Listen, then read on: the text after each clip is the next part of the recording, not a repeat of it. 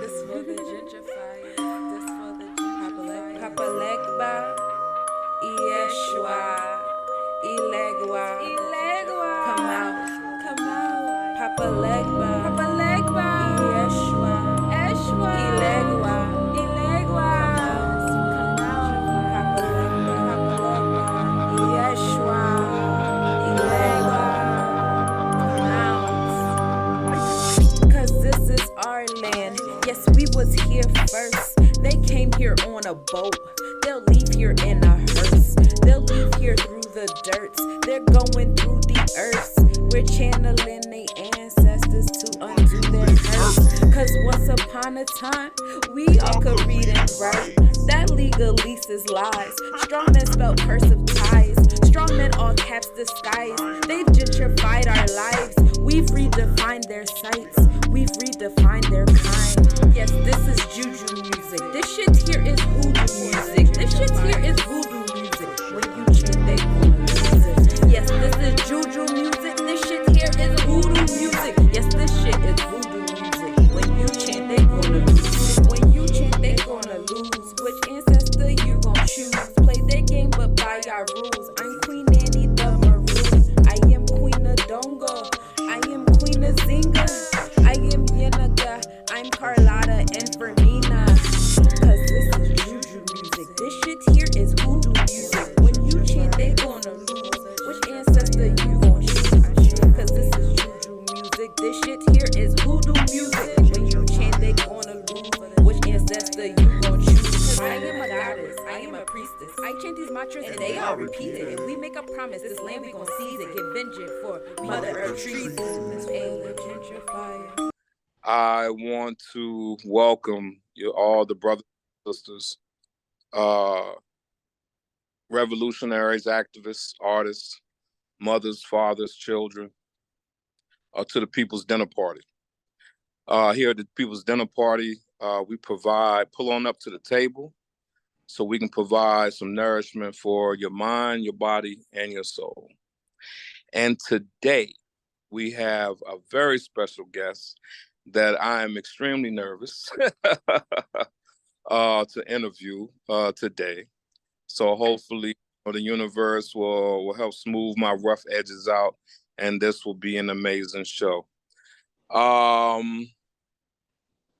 First, out of respect, I wanted, can you open up the show with ancestors, honoring the ancestors for us, sister? Yeah, sure. Not gonna lie to y'all. I'm rusty in that realm because I don't really, Nah, I don't really do that intentionally. right. Um, but I don't know. Peace and honor to the ancestors. Thank you for aligning so that we may be here in our full self, in our full authentic self. We appreciate the doors and the windows and the glass ceilings that have been broken into and open for us to be in this space and time. We, move in gratitude for being summoned in this space and time, where we get to, fully get to observe the fall of the empire that had its foot on our ancestors' necks. Hey, how about that? And, um, you know, we keep moving forward in abundance, carrying the baton with us. We've seen what our ancestors, deceased our ancestors planted, and we here to, give nurturing, love, life, water, sunlight, all those things to the seeds that were put in the soil for us to be here. Right on. Ashe, I Well, mean, amen. I say, and thank you for that. Today's show, we're going down a different path. Really means a great deal to me. And there are many people on this planet, different ages, that have been sent to this planet to bring balance. And one of those group of people are star seeds. And I'd like to read to you The definition of starseeds given to me by this site called Moon Omens.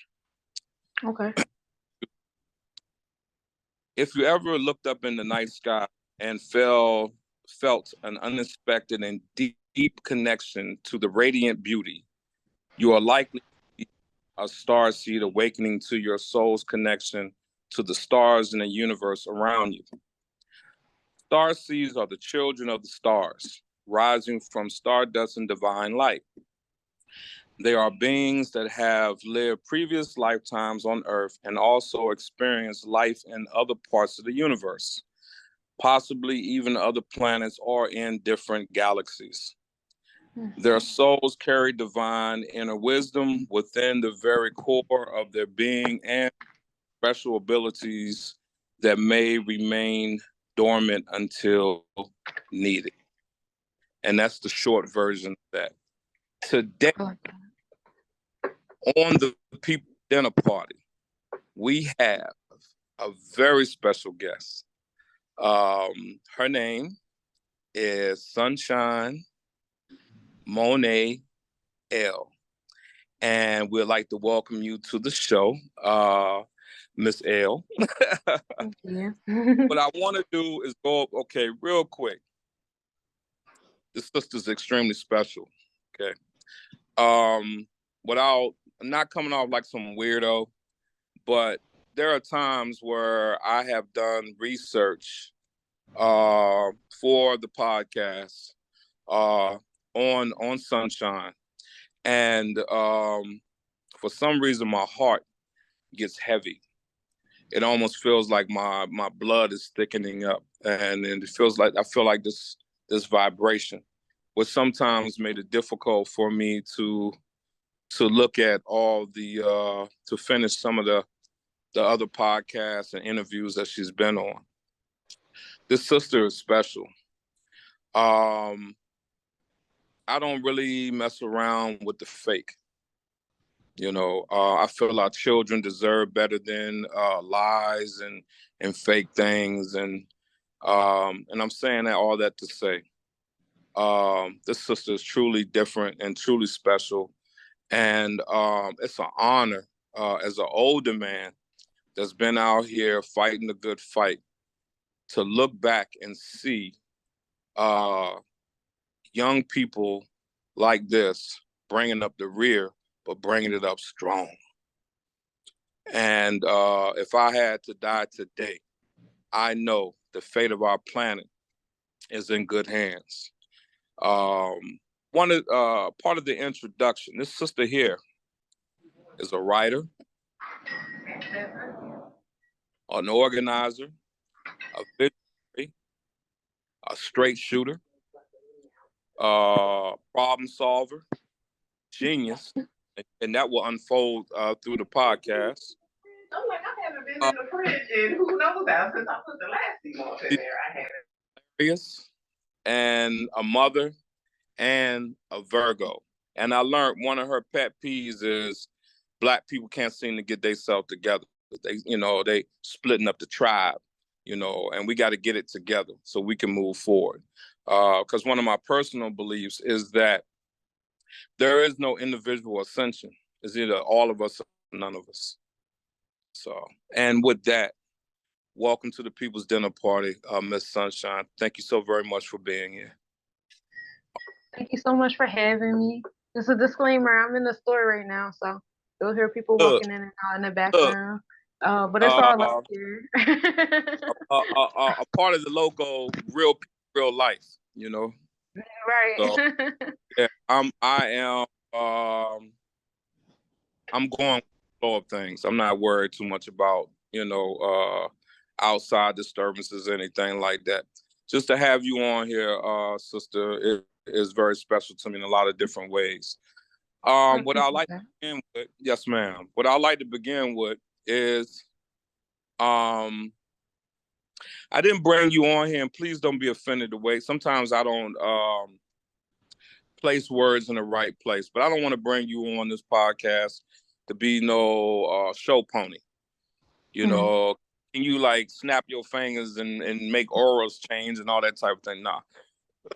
I don't want to do that on this podcast. What I really am interested in is your origin story. You know, about as much as you want to share with us. Oftentimes, you know, our children look at our heroes, and because they think that our heroes are people who just step out of the woods, these giants that just step out of the woods when there's trouble.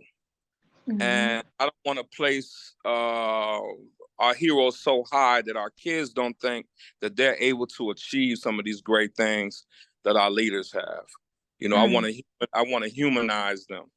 You know, that was one of the things that I learned reading the essays of the called the Trial of the Panther 21. So I want to start with who is Sunshine Monie L. Start with your origin from the beginning. Well, I'm born and raised in Jersey. Yeah, I started off. Yeah, Sunshine is a childhood nickname. My mom calls me Sunshine. That was her nickname. That still is her nickname for me. Right. It's Unica Monet when she's mad at me, and that's the name my dad gave me. Right on. You know, I've lived all over, you know, Jersey for different, you know, reasons, different things going on. As a kid, I didn't fully appreciate or understand it. As an adult, I know that at the end of every year, a lease is up, and you can either make the decision if you're gonna pay more money to stay here, or you're gonna you know, open up a new lease somewhere else or whatever. I didn't know that when I was a kid. I just knew that we kept moving, and I live today with the mindset and gratitude that I had that experience, because I see how easy it is for people to root themselves in things and places and people and stuff like that. And I don't have that, and I'll make up reasons to stay in certain things, but it ain't because I'm rooted. So it's so, like, that's such a crazy question, because I remember one time somebody asking me, like, who is Sunshine? And I just started naming all these things. I'm like, well, I'm an herbalist, I'm an astrologist, I'm a numerologist, I'm a mother, I'm a, you know, I'm a natal chart reader, I'm an educator, you know. And they were like, those are the things that you do. That's who you are to other people, but who are you? And I'm like, damn. And it's like, who am I? I'm me. I've been through some things. You know, I live a whole different world in my head than what's going on outside of me in energy exchanges and interaction. I'm smart. I take a lot of pride in my intelligence. I don't like not knowing something. So when I feel like I don't know something, I do my due diligence to no longer give I don't know as an answer, because that's never an acceptable answer to me. Right. I'm very hard on myself. Very hard on myself. I have unrealistic expectations of what I can do. And I like that about me, because it keeps me going and it keeps me from being average. Because I may not live up to my expectations, but I definitely surpass other people's expectations. Right on. All those things that you hear about Virgos that make you not like Virgos, I'm all those things. I just, you know, I have a big filter in my head, because my ultimate goal is to spread love and unity. That's what I always wanted to see. Ever since I was a little girl, I just wanted everybody to get along. It just didn't make sense to me that that was so difficult for people to do. Like, why? It just seems so simple. Like, yo, I know that person did something to you, but like, bro, let it go. Like, you know, why would you even, you know? And in that realm, that put me in a lot of different situations, you know. I have experienced abuse as a child. So yeah, for my psychologists out there, I do move in some traumatic responses as well. I like my traumatic responses. I Okay. like them because they keep me going. I like them because they prevent me from giving up, whether Okay. it's I've gotten better with how I talk to myself in my head, but not but and I still push myself. I don't do all that give up and I'm a victim and give me some tissue because I'm about to talk about some shit that happened to me 15, 20 years ago. I ain't that type of person because I don't allow myself to be. Um and just like with anything else, it has its positives and negatives. I meet people that are the epitome of what it is I'm not trying to be. I don't want to be a victim. I don't want to be one of those people that's so emotionally attached to everybody and everything. I want to be detached, how I have been. Okay. So I'll meet someone that's the polar opposite, and I'll be like, ugh. And I'll meet someone who is exactly like me, and I'll be like, ugh. so, the universe, gives me different flavors of myself and facets of myself Right. to show me what parts of myself I want to keep going, which parts of myself I'm tolerating, which parts of myself that I like in me, but I might not like it if you put it in somebody else and keep that person around me, Right. and I'm just rolling with it. I'm learning my lessons. I'm rolling with it. I'm figuring out the kind of person that I want to be for, what the universe has in store for me, my next life. I see the world as a gym. And I'm Right. just over here just lifting up the weights, and the universe never really cared about how old I was. Like, I experienced sexual abuse when I was 4. My grandfather used to touch me. Wow. And when I was a kid, he made it seem like it was a game, like it wasn't nothing crazy. So I wasn't scared. I wasn't sad or nothing. I never thought anything was crazy about it. In fact, it was a couple times I tried to touch other men in my family because in my mind, that's what I do with my grandfather. And this is a great time. And he's saying this is cool. So, you know, why can't I do it with my cousin over here? Why can't I do it with this guy over here? And it's like, I didn't realize till I was like 13 or 14, what was going on. And at that point, I went through a period of time where I just felt dusty. Like I did not like myself. I felt dirty. I tried to kill myself a couple times. I used to take pills all the time. I had ended up I was promiscuous, but I also, was putting myself in dangerous situations. I've been raped a few times. I've been gang raped before. Um, Oh, and all this shit is going on in high school. right. I got 2 sons. My first son I had when I was in high school. Okay. And his name is Ezekiel, and it means my strength from God. And that's Okay. exactly what he is. That's exactly what he is. Is And that that the was like? my did you meet him? No. Oh, okay. Yeah, that's my Research. oldest. Yeah. Yeah. That's my big boy. He's 17 now. Yeah. Yeah. Um, he's amazing. And Right. it's and the more I get into like astrology and numerology, I appreciate him so much more. Like I appreciate his presence. And I never wanted to be one of those moms where they'd be like, "Oh, you make your son the man of the house," and da da da. I never been one of those parents. And it was never my intentions to be one of those parents. I never tried to be. I think the closest that I got to being one of those kind of mothers to their sons was last year. I got hit by a car, and the way my son showed up for me was wild. Right. And I hated it. I hated it. Well, no, because my pride was hurt. So the abuse that I went through in my life, we got the sexual abuse. I was physically abused for about 7 years. I used to live with my dad for a little bit because we were homeless with my mom. So at this point in time, I got 2 siblings on my mom's side, and I got 1 sibling on my dad's side. So my mom was like, "All right, you're gonna go live with your dad for a little bit, just till we find a place to stay, whatever, what have you." So I moved in with my dad. I don't know what kind of issues was going on between my dad, my dad's girlfriend, and my mother, but I know my dad and my mom had me in high school when they were in high school, and they weren't together when I was born. So like I don't know that. All I know is for some reason I'm being treated like the casualty in the middle. That girl used to whoop my ass, bro. I used to be scared. She used to knock me into walls. She broke my arm. She used to punch me in my face, chip my tooth. I had all these bruises on me, and whenever my mom used to pick me up, she used to just take pictures. So I got like all these pictures of, all the bruises that this lady used to leave on my body or whatever. And so Sorry. like, hey, I don't care. I'm not like emotionally attached anymore. Right. But you know what happened? It was like it created my pride though. Right. Like I will go through so much shit by myself and I will never tell anybody because in my mind it's like you don't care.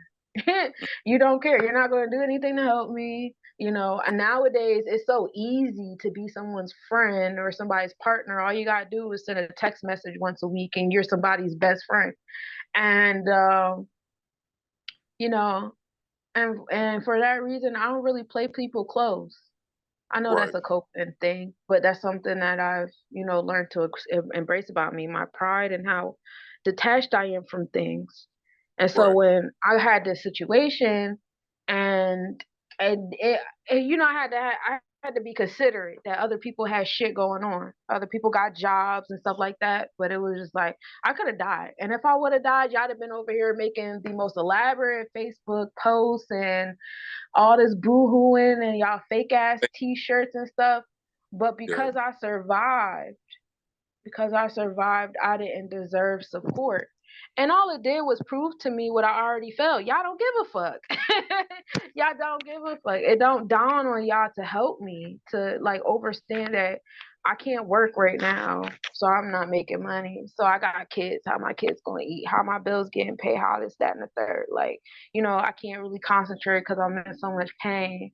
So Right. like, can somebody help me do this? Can somebody make sure I get to my doctor's appointments or whatever? But my Right. son showed up for me, bro. That man was helping me use the bathroom. I hated that shit. He was helping me when I was on my monthly. I hated that shit. He was helping me get dressed, to wash myself. And he's only Man, 16. I did not he's want a that. It, man. yeah, it was like the universe was like, oh, you don't want to be one of those moms? Bet I'm going to put you in a situation where your son is all you got. He's the only one that's volunteering to fucking help you. Break Right. that pride, sis. Right. Right. Right. And it did. It broke the shit out of my pride. I still won't ask nobody else for stuff though. That's that Virgo. um. That Virgo. Oh I yeah. I was raised by Virgo. My dad was born September 1st, so Okay. it ain't really too much you can tell me about a Virgo I don't know. I know exactly how to get along with a Virgo, and one of them is if they ever get mad at you, just leave it be. Don't keep calling them, bugging them every goddamn day. Just give them some space. Uh, Mhm. or eventually get over it. But if you don't screw them over bad, yeah, you might be sitting around for about 5 or 6 years before they get back with you. And they Yeah. don't. Y'all great at isolating. It's fitting that you're an oracle because, like my dad, everyone comes to you with their problems, and Virgos are very good listeners and very good philosophers. And yeah, they can be very good people. If you want to get something done, a project started, go get you a Virgo. Them Virgos, Mhm. yeah, we'll get it started, and they got a little bit of hatchet in them, so people will fall in line. They don't like ignorance.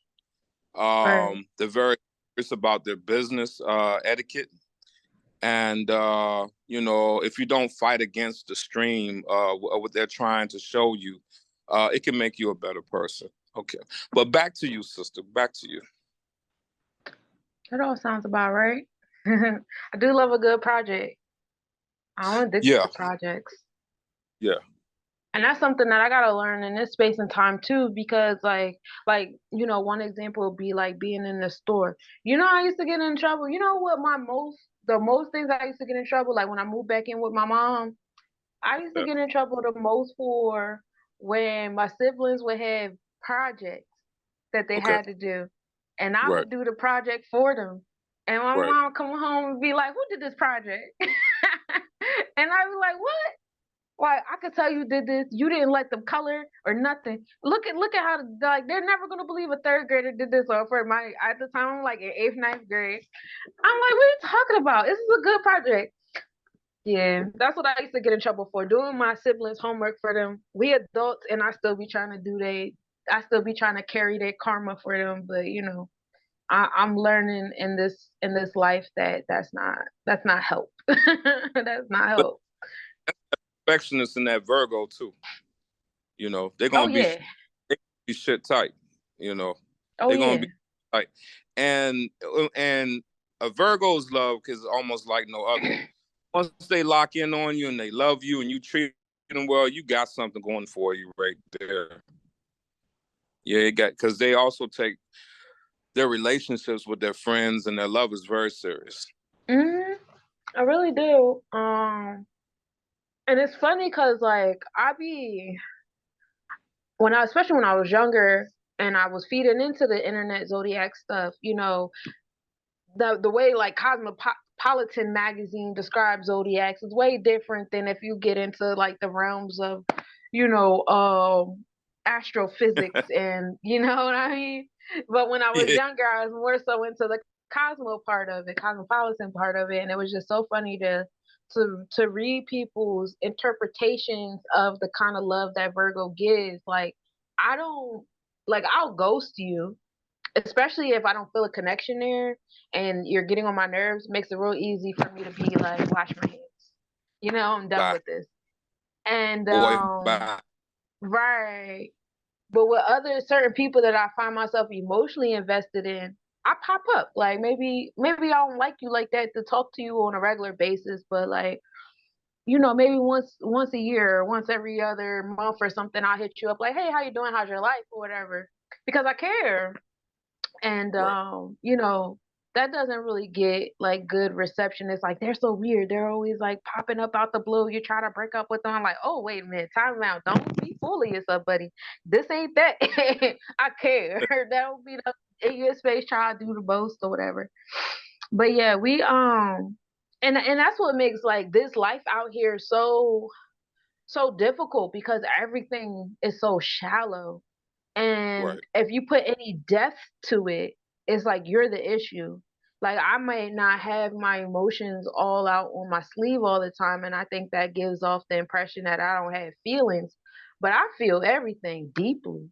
I'm just Right. not about to be out here snotting and crying and screaming and all that stuff, you know, to prove what I feel. I don't feel like I need to do all of that. And I'm not going to do all of that. I tried to learn having children that I need to do that sometimes. I have to at least give it to the kids.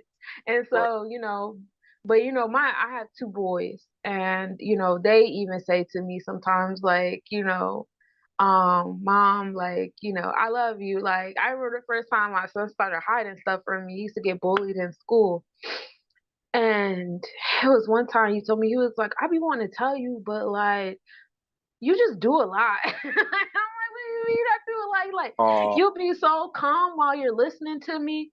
And then the next day you'll be at the school trying to fight uh, the teachers. And I'm like, yes, yeah, yes, that's what I will yeah, do for you. That's yeah, too much. yeah. Virgos will get So, down. Virgos will get down. They will oh not hesitate. yeah. Yeah, they will not hesitate. My No father, hesitation. uh, when a guy beat me up when I was a kid, he hit me with a mud ball with some glass in it and cut my face. Uh, Mm. yeah, my dad went and hunted dude down, and when he found him, he snatched a drain pipe off the side of the building and was like, yeah, swinging that joint, trying to knock dude head clean off his shoulders. So I said, like I said, ain't too much you can tell me about a Virgo. I'm just learning about Virgo women, and it sounds a little sexist, and pardon me, but it seemed like my interpretation is this, and like I said, I could be totally wrong. I probably wrong 24 more times before I go to sleep tonight. But anyway, that Virgo women are like quiet Scorpios. Yeah, Yeah, yeah. yeah, You won't see it coming until it's too late. yeah. That's Yeah. that's very valid. We definitely are quiet Scorpios. I feel like Scorpios are overrated, and I say that I say that because you know I'm in not just my natal chart, but I'm also into my progressive chart. So like Yeah. just like you go through these different experiences in your life, you know, on a phenotype, genotype level that changes your DNA, RNA, or whatever.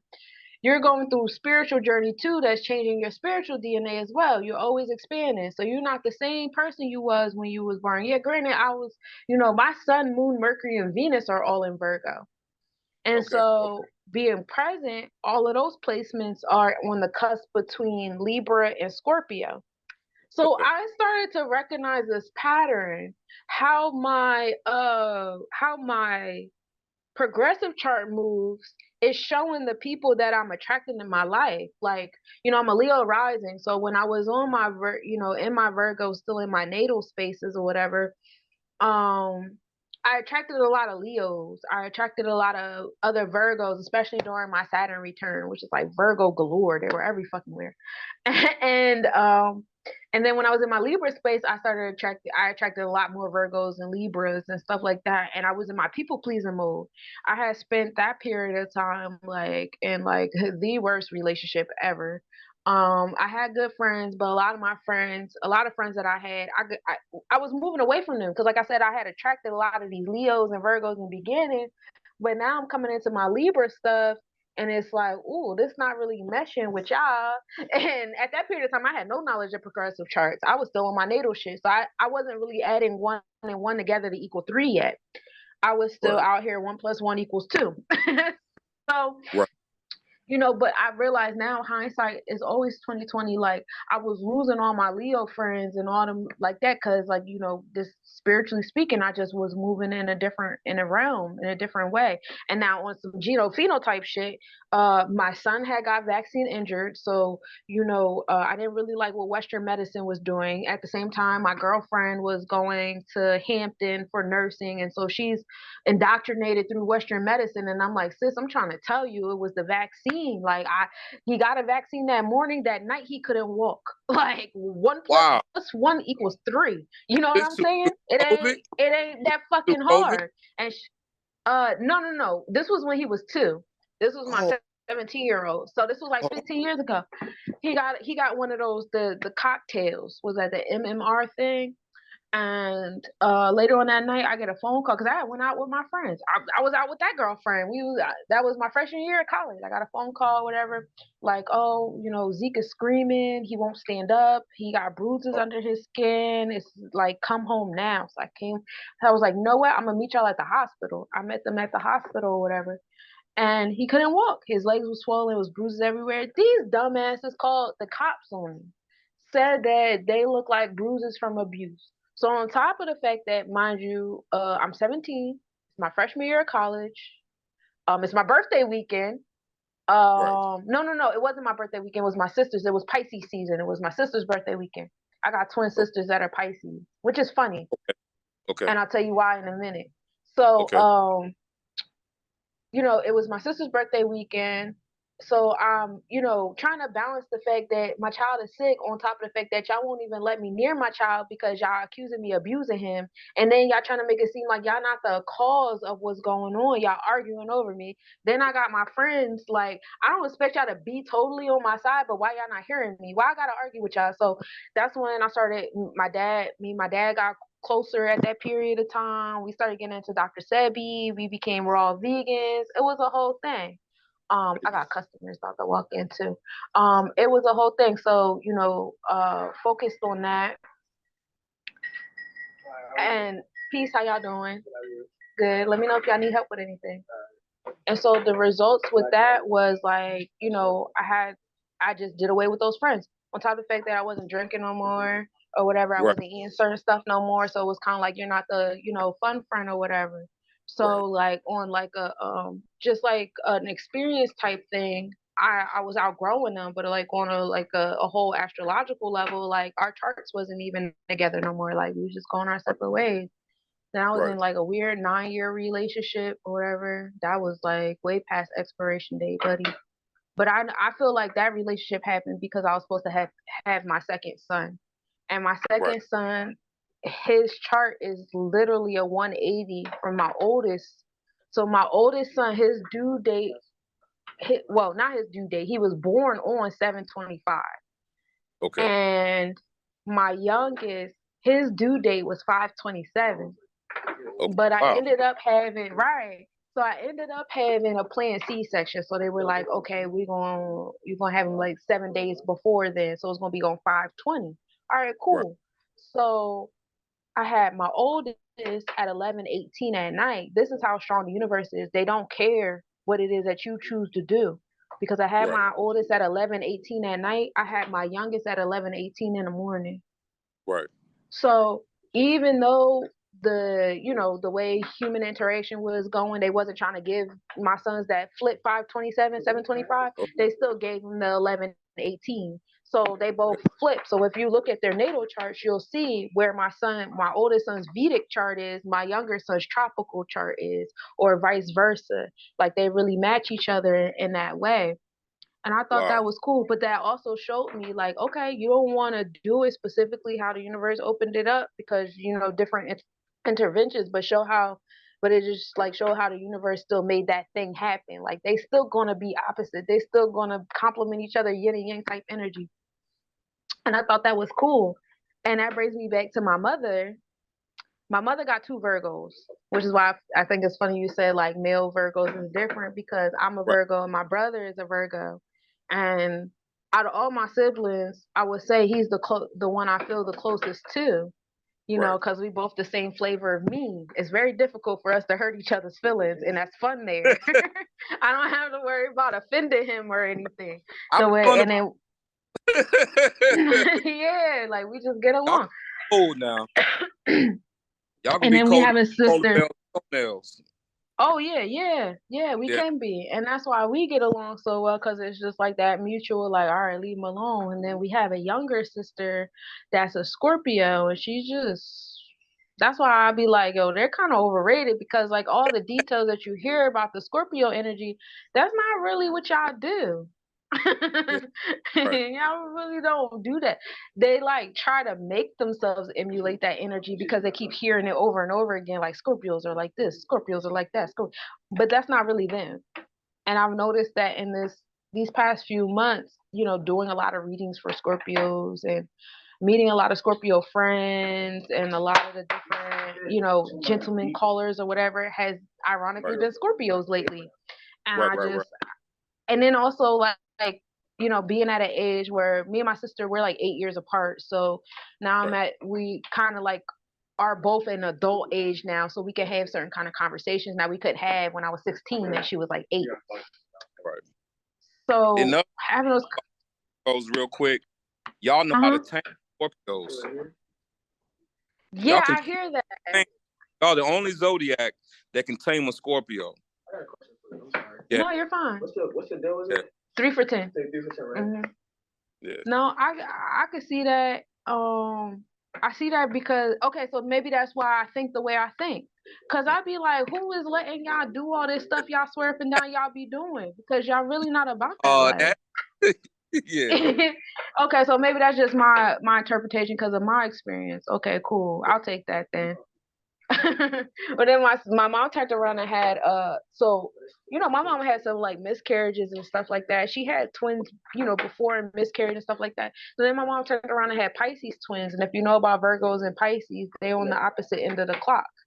Really? They're our sister signs. So for my mom to have two Virgos on one end and then turn around and have two Pisces on the other end, I think that's pretty fire. Wow, that's dope. That's Yeah, dope. and they're both girls, but ironically speaking, one of them identifies with they and their, and Okay. that was energy. We didn't put one and one equal together because this whole pronoun thing is new shit. But like when they were younger, we definitely saw like the temperament difference, like Right. between like the tomboy energy in one and then like the super soft girl in the other one. So I was Right. like, cool, that's definitely me and my brother. Right. Look, on it because my phone might cut out. I like I said, I've done what I dealt with today, and I'm not going to worry too much about it. But I wanted to get into, if you don't mind, goddess. What does she mean to you? What is it? Shakmet. Oh, Sakmet. Yeah. Okay, so that's been like that's been a journey with Sekhmet. because I didn't know too much about it until about a year or so ago. Okay. I want to say, so my company initially was called Revisionistic Media, and the mantra was regroup, revise, reemerge. Same concept as what I do now with Less Nobodies. Okay. But like in light of me turning revisionistic media into more of a familial thing, because the partner I was with at the time, his stage name was Johnny Nobody, and I wanted to have a family business. So I'm like, okay, that's your name. We'll change the business to Less Nobodies. I was trying to make it a church name because I was learning about the church stuff, um, having the 501c3 and all that fun stuff. Um, and this was like back in like 2011, 2012. Right. And I'm like, yeah, we could rap together, we could do all these things. I'm trying to like plan things around or whatever. Lo and behold, that didn't work out because, it is what it is. But I kept Less Nobodies because I was like, bro, I work for this. This mine now. Like, you ain't even want this like that anyway. So, Yeah. it is what it is. And so my kid's dad, he actually created all the logos for everything I had, whether it's the Cosmic Nobody's Convention, the Planetary Broadcast, or Less Nobodies. He created all of the logos that I have. And so when I Right. came to him, I was like, can you do me something for Less Nobodies? Like, do whatever you want. And he was like, all right. So then he drew me a picture of Sekhmet, but he made her in my image. Like, once upon a time, Right. I had Right. my locks were all the way down to my waist, and they were purple and green. So that's why in the visual she has purple and green locks and stuff like that. So about a year and a half or so ago, I started doing this podcast called Virgo Virgin Talk with my girlfriend, Danielle. And I was looking up the different Egyptian gods. I forgot what episode we was working on, and I went through this whole like wormhole or rabbit hole with Sekhmet. That's 10 by itself. Yeah. I was going through this whole wormhole with Sekhmet and realized that she actually is in alignment with Virgo energy. And then it's so crazy because like my Sun, Moon, Mercury, and Venus are all in Virgo, which is all Sekhmet energy. And Sekhmet is married to Ta, which is Capricorn. And I'm also a Capricorn stellium. I'm not just a Virgo stellium, I'm a Capricorn stellium too. I have Okay. my Neptune, Uranus, and Saturn all in Capricorn. Right. So like I have that marrying of my interpersonal and my personal planets Right. together, and then I have Jupiter and Leo and Mars and Gemini in the middle. So I just Okay. I thought that was really cool, to see. And it is funny because when I was a kid, I write a lot. I write a lot. So the more I learn about Sekhmet being a scriber and all that stuff like that, and being a teacher and stuff like that, I thought that was fly. I used to have dreams about, being in the desert and stuff like that. And then I ended up buying land in Arizona because I thought that's what the dreams was leading me up to.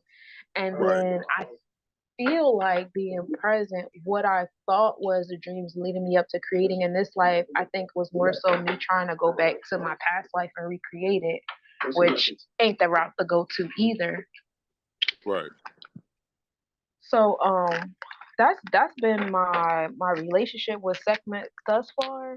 I remember I used to go to this metaphysical church in Virginia, and this lady used to always come up to me and tell me, like, do readings for me. Thank you, love. Thank you. And she used to always say she used to see, that crown, that headpiece that she wears. And I always thought that was cool. Look, No, we ate. I wanna. What is the Cosmic Nobody's Convention? Okay, so that's my brother Safu. He has a business called Cosmic Vision Jewelry. He wire wraps crystals. He's actually really good. And I have been following him for years, but he also been following me for years. Right. And he had hit me up one day and was like, yeah, I see your jewelry. I see what you do. Da, da, da. I want to do an event with you. Thank you, love. Right. And I'm like, cool. So he's from St. Louis. He had a church in St. Louis or whatever. Thank you. Y'all have a good one. Thank you. he had a church in St. Louis or whatever, and his dad owned it, and his idea was he wanted to kind of renovate the energy of the church by having more spiritual events. And I'm like, oh, that's cool. So we're like brainstorming, and I at that point in time I was still kind of a beginner in my readings that I was doing for people, but I was more so doing readings for people that I was performing with, because I don't know if y'all know, but I also rap. I make positive affirmation music. So I will go to these events and be on stage and rapping, and then be chatting with them backstage, and I will always remember, like, the one thing that they always feel like they don't get is recognition or appreciation, because it is a lot of work to be an artist, especially in a realm where like there's a war on feminine energy, and artistry is a feminine energy. I got to take something from the inside. The art is intangible. It's not, I can make it materialize, and that's the connection between the masculine and the feminine energy, is to materialize the art.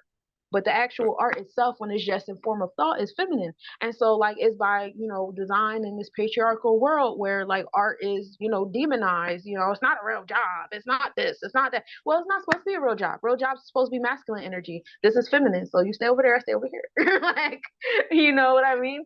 But y'all already know the society we live in or whatever. So it's a lot of work for our artists, to do what they're doing, where I feel bad that so many people have passed on from COVID or, whatever. At the same token, I move in gratitude, because that was a big boom for a lot of artists.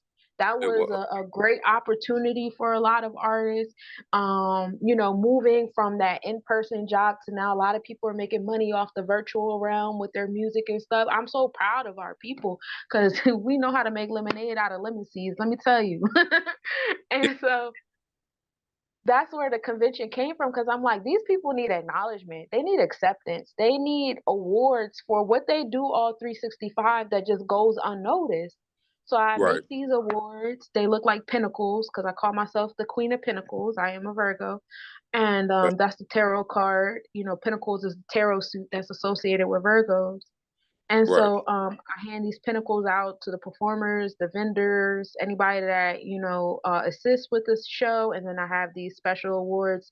I have so many categories. We're in nomination phase now. This is our 4th year. We now do it in different locations. I don't know where we're doing it at this year. I'm hoping somebody come put a bug in my ear, like, come have it here. All right, cool. Let's have it. Trying to get one of the awards. Oh yeah, absolutely. Just messing. Oh no, you might get that nomination, so keep your eyes out. Because I nominate people too. I don't nominate myself, but I nominate other people. And it's always a great time. Every year is always a great turnout. I love to see how it expands. I love to see the different bonds and the relationships that have, taken form, from the event. It's always a great time. Right on. Look, before time runs out, I want to get to this next question. Cool. Before I get this next question, what's the name of your store? Give us an address, because some of my watches may be in Jersey, and want to come through and spend some money with you. Oh yeah, I'm at the All Natural Corner Store. I'm at 12 Charleston Road in Willingboro, New Jersey. This store is open 12 days a week, Sunday through Sunday. Yeah. Wow. Hey, you had I saw in one of the videos you had like Pop-Tart joint. I was like, man, I want one of them Pop-Tart joints. Oh yeah. He got a whole bunch of edibles here, some drinks and pre-rolls and stuff. Also has body oils. The owner is a really dope person. He's a beautiful soul. He's a Scorpio, beautiful soul. He works with a lot of different small businesses and creators and stuff, and he uses his venues to help them host events. I hosted the last Cosmic the Whites convention here. He also owns a vegan restaurant down the street. He owns 2 natural corner stores. Yeah, he owns this one in Willingboro. He owns another one in Camden, which are 2 very big, Black communities. Everybody know about Camden, New Jersey. For him to have a natural corner store in Camden, New Jersey is a beautiful thing. I'm here for it. But yeah, he helps a lot of people out. He helps a lot of people out. Big heart. That's one thing I can say about Scorpios. Their heart be big as shit. That's why I be like, bro, why y'all be walking around acting like y'all really be doing shit? Y'all do not be doing none of this stuff that y'all swear y'all be doing. Y'all some big ass softies. I used to date a Scorpio for about 8 years, and she had a son that was a Scorpio too, and that was an education right there. And Scorpios, if you ain't a free thinker or free with your mind, body, and soul, buddy, they're gonna teach you a lesson how to be free with your mind, body, and soul. It's like a surfboard. Either you learn how to surf or you're gonna drown. Straight up. Mm-hmm. Gonna drown. Mm-hmm. And I learned how to surf, as far as like the sexual appetite thing. Hey, look, it's like 1 trillion people on this planet, and a lot of them are beautiful. So how can I confine you to just me? What's going on? All I ask you to do, don't lie to me about it. You know what I'm saying? And when you go out, you need a little extra money just in case things get weird. I'll shoot you this 50 so you have cab fare. You know what I'm saying? Get down like that. Most of them, we were like partners. We were like partners, but it was a lot of energy, but I enjoy helping her raise her son. I love, and to this day, I think he's your age. He's about 32. And he still call me pops, still call me pops and all this type of thing. And I like that energy, because Sagittarius, I'm a Sagittarian, and I can understand that energy, that off the rail energy. Look, before we go, also I wanted to ask you about, and thank you so much for your grace, sister, here, because you at work and everything, and I really appreciate it. I wanted to ask you, I was watching an interview you was doing last night with Brother Knowledge. Okay.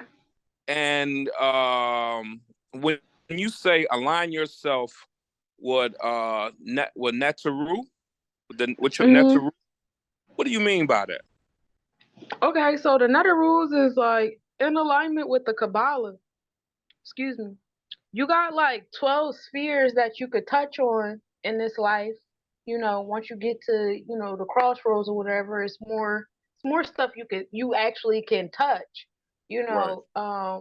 But in this life you got 12 of them Jones. And it's like in the netters, they actually just focus on the 10 spheres because they don't really put too much emphasis on Jeb, which is earth, and then the sphere that's high above, like, polar opposite of Jeb. Right. But just focusing on the 10. So the netters is the 10 spheres in your body. So when you think about the first 5 chakras, you got the root chakra, the solar plexus, the sacral, the heart chakra, and the throat chakra, right? All of those are ruled by one planet. So like my root chakra is ruled by Saturn. On the feminine side, the internal side of the root chakra is ruled by Aquarius. The external side is ruled by Capricorn. So like that's what people be meaning when they say you're all the signs. You're not just one sign. And you are all the signs. You know what really matters? What really sets your DNA apart from other people is the fact that you might be the only person that got a sun in Sagittarius, which rules over the masculine side of the sacral chakra. Your Right. sun might is Sagittarius and your moon could be in Capricorn, but it's like the degrees and the latitude and the aspects there are with other planets, and then you can get into the asteroids, and we know there's so many asteroids, and then and all of these lands have electromagnetic fields, just like Earth has an electromagnetic field as a collective. All these other land masses. Now, there's a debate on what the maps look like. I don't know if you guys are aware of Beyond the Ice Wall and the way that map looks like, but that's also another app. Okay. That was definitely an episode that was addressed on Virgo Virgin Talk. Yeah, I haven't brought it with 100%, but yeah. Yeah. Okay, so that map makes it look more like we are outer, so like that wordplay with outer space instead of them saying upper space. Like, yeah, to us we look up, but like I would also have to look up at mountains too. I would also have to look down if I'm at the top of a hill or a mountain, look down on it. So if I'm putting those into consideration, it could very well be that the different stars and planets I see are actually outer, And because of the land elevation, you know, seeing as upper or lower or whatever. But then you think about your body. So coming back to the Neteru. So as we learn about the cycles of how these planes move around each other, you should be aligning that cycle with your personal cycle. It's Libra season. So I know September 23rd was when we had the autumn equinox on the tropical chart.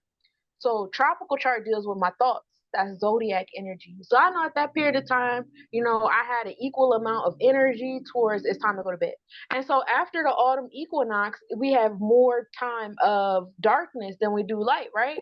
So that means that we're moving into a space of stillness. It's time to get rid of things. You know, the darkness is the womb, is putting the seed in the soil. It is when you go into the womb, you taking root, you letting the roots grow. No, it's not easy because the dirt is heavy as shit. Like, let me bury you alive and you show me how easy it is for you to grow. You know what I mean? So, you know, you got all these hardships that are happening, but they're happening in the dark. They're happening in stillness. Sometimes they're happening when you're alone, you know, all these different things. If I could, it reminds me very much of the Black Panther when T'Challa took the herb and they put dirt over top of him, and in that dark, able to communicate with the ancestors. That's what they kind of remind me of. Yeah, that was him going into his Yemoja. That is the darkness. That's the third eye. That could also be Olokun, which rules over the sacral chakra, on the feminine side. You know, that connection. Is that the water god? Yeah, yeah. Olokun is associated with Neptune. Okay.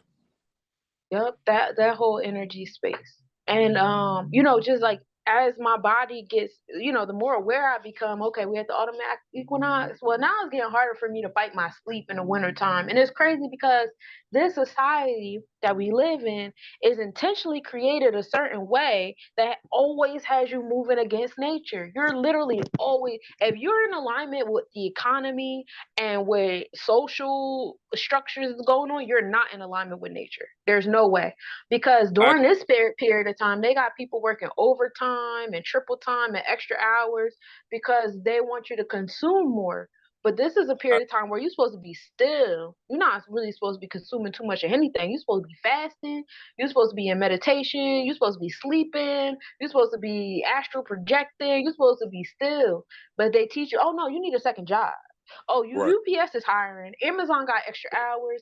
These people need extra people for the holiday hours. Oh, you got to go shopping. Oh, we got Thanksgiving dinner. They got our kids, you know, consuming fear for a whole 31 days during a period of time where they are supposed to be focused on their solar plexus chakra. Scorpio rules over the solar plexus chakra, the masculine part at that.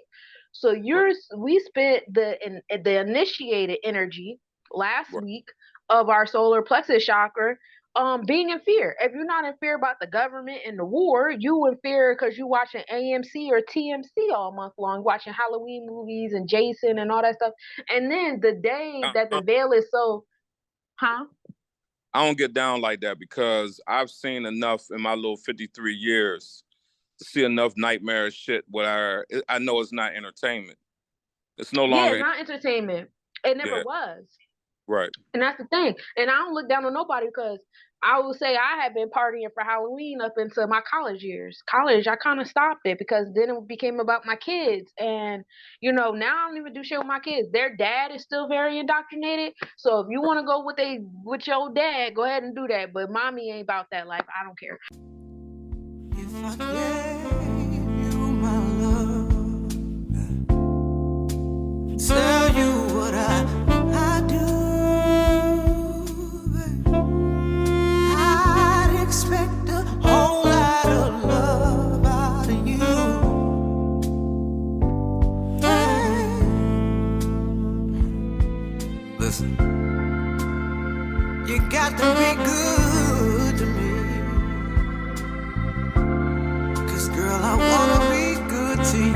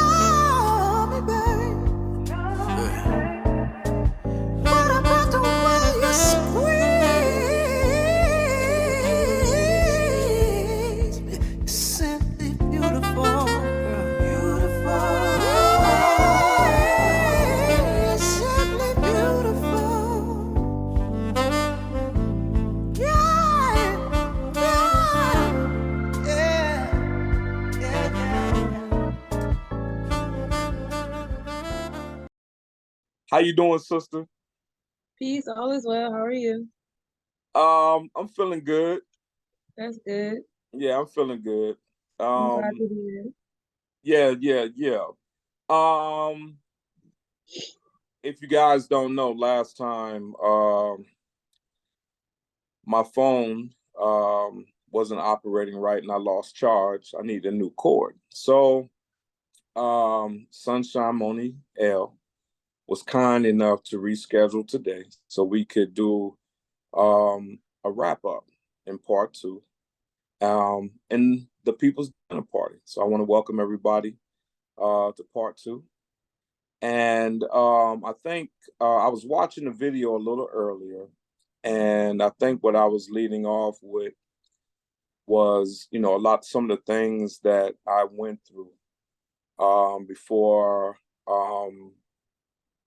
I realized that I was different. And in somewhat, and I want you, and I'd like you to, comment on this, but in some ways, it always feels like the gifted person or the gifted child always had to go through these like extreme measures, of violence and disappointment, that would kind of like drive the average person, over the hill. And it has driven me over the hill. I'm just addicted to Krispy Kremes and not heroin, But anyway. But I wonder, sometimes I often wonder the pain that we have to go through. I'm like, damn, I question it sometimes because I'm like, damn, I mean, do you need to like dog me out like this? Make me like, am I that hard headed? And I kind of am, but sometimes I feel it's unfair, that we had to go through so much to like levels to know how to realize our gift or connect with the gift. Maybe it's a level of trauma they got to put you through in order for you to like feel and connect with it, get on that vibe with it. My mother told me about it when I was born. I didn't believe her. I just wanted to play football. I thought I was going to be the next running back for the New York Jets. I wasn't thinking about it. But later, when I was doing an action to save a historical Black church in New Orleans in the Treme, that's when I'm not going to go into that because I want to turn it over to you. But that's when I was like 32 or something like that, 33. And that's when I came into it. I mean, and then I look back on like, okay, that's why this happened. And that's why I was able to do this because I've been this gifted person the whole time. But it took this protest we was doing to really pull it out of me like a tow truck. It really pulled me out of it. And at the time, the young woman that I was going with, she was a Wicker. So she was able to help me navigate, what I was feeling, what I was going through, that whole transformation. And I wanted to see if you went through, what was your transformation like when you realized it?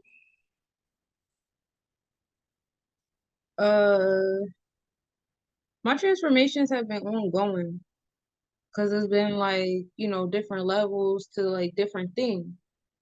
Like, because, my entire life was a intentional spiritual journey. When I was a kid, I was already in tune with my spirituality. I wanted to be a witch. I wanted my magic powers when I turned 16. I was making the herbal potions in the dirt with the herbs, doing my little poems and all that. Like I was already on this type time. I just didn't fully grasp what it was I was doing, so I got older. But like it was like little things. Like I'll say like I'm still working on my patience with things. I'm still working on how I talk to myself, how I, motivate myself, trying to give myself more grace and how I communicate with myself. Right. My big thing was like learning how to let go of control. Like I like to be in control of things because I feel like if I'm in control, like, it's gonna go good. You know Right. what I mean? Because my intentions are always good. But when it's not in my control, I don't trust it. Right. So yeah, trust and control was going hand in hand for me. And I was in a lot of karmic relationships where I was out of control and I didn't trust that person.